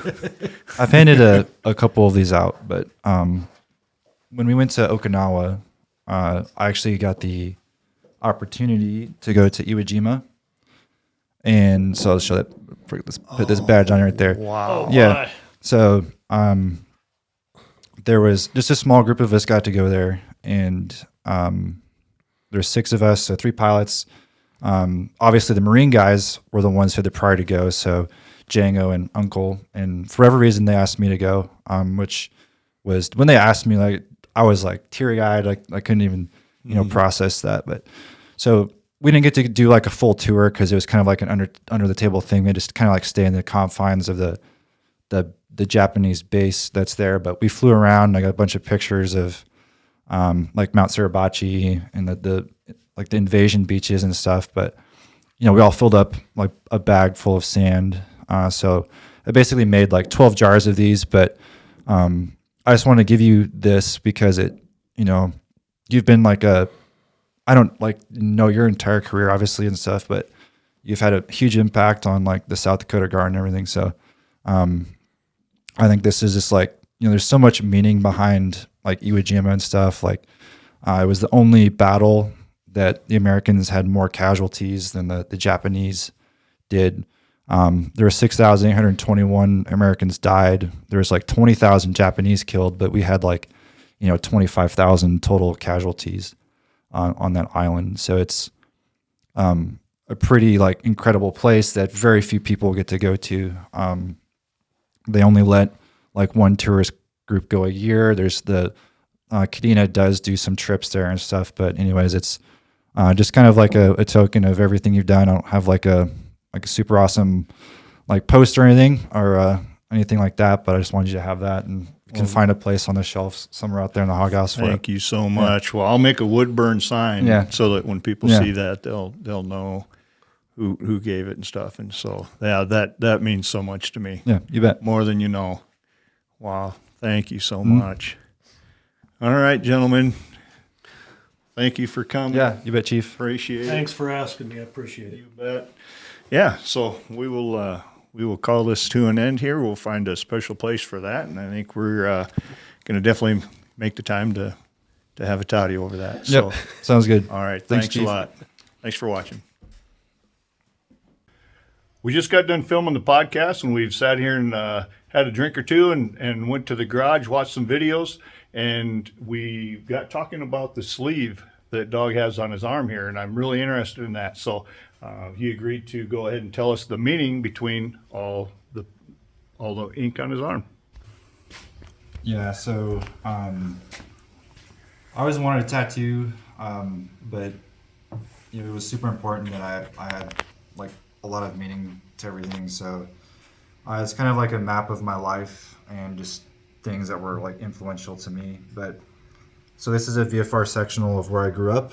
It's like my grandpa's farm is right there. It's like the grass strip he had in Battle Creek, Nebraska. So just kind of moving up, this is an F4F Wildcat from Joe Foss on Guadalcanal. So like that's actually a photo that was taken on Guadalcanal. He was like someone I read about and was just kind of influenced by. And then so it has like the Solomon Islands that go around the kind of like middle portion of my arm on the back like that. And then there's some nautical compasses, so they all point to true north. So that just had like stay your course, just kind of like that type of stuff. But with my dad, and my grandpa both being naval pilots. What happened in Guadalcanal with Solomon Islands during World War II had like a huge impact on naval history, and like definitely contributed to like my heritage with like Joe Foss being there. Like moving up my arm, this is the VFR sectional for Bagram, so that was my first deployment. This is just a picture of an F-16 that I was flying at the weapons school, and then my dad talked about the Army Air Corps wings from World War II he got me, so the wings that I have on my blues that I still wear are these right here, so they're not like Air Force wings, they're Army Air Corps wings. And then the mountains right here is a picture I took because my Faraday bag had a hole in it, I guess, but over the Hindu Kush in Afghanistan. So that's super cool. Then the inside of my arm is the T6, T-38, and then obviously the F-16, so all the airplanes I flew. And then this is the sectional map of Sioux Falls, so that's like kind of where I'm at now, and maybe I'll do my leg or something someday of like future stuff, but all told it was like 13 hours or so, obviously not all at once of just getting inked up and stuff, but I get comments on it quite a bit actually because it's very unique, and like I was like super happy with it. But everybody's, when they see me now, they're like, "Dog, you have a sleeve?" I'm like, "Yeah, no big deal." But Well, it's kind of nice that they've changed some of the rules too, that you can do that. yeah. I mean, I probably done it anyways, but oh well. Exactly. How long were you contemplating getting it done? I honestly, it's funny. I initially wanted to get a tattoo like when I was in like crew chief going through like tech school, but everybody would like go get a tattoo, like when they're on the weekends and stuff, and they'd show back up and like there'd just be these horrible tattoos. So it kind of turned me off from it, and I was like, I didn't want to be like that. So I just had a album on my phone for years of just stuff that I would put in there and thought that was like meaningful to me. So that's kind of how it came about. But yeah, it was 10 plus years that I've been really like putting towards it and stuff. Excellent. All right. Well, thank you for telling us about that. That's cool. No problem. All right. Thanks.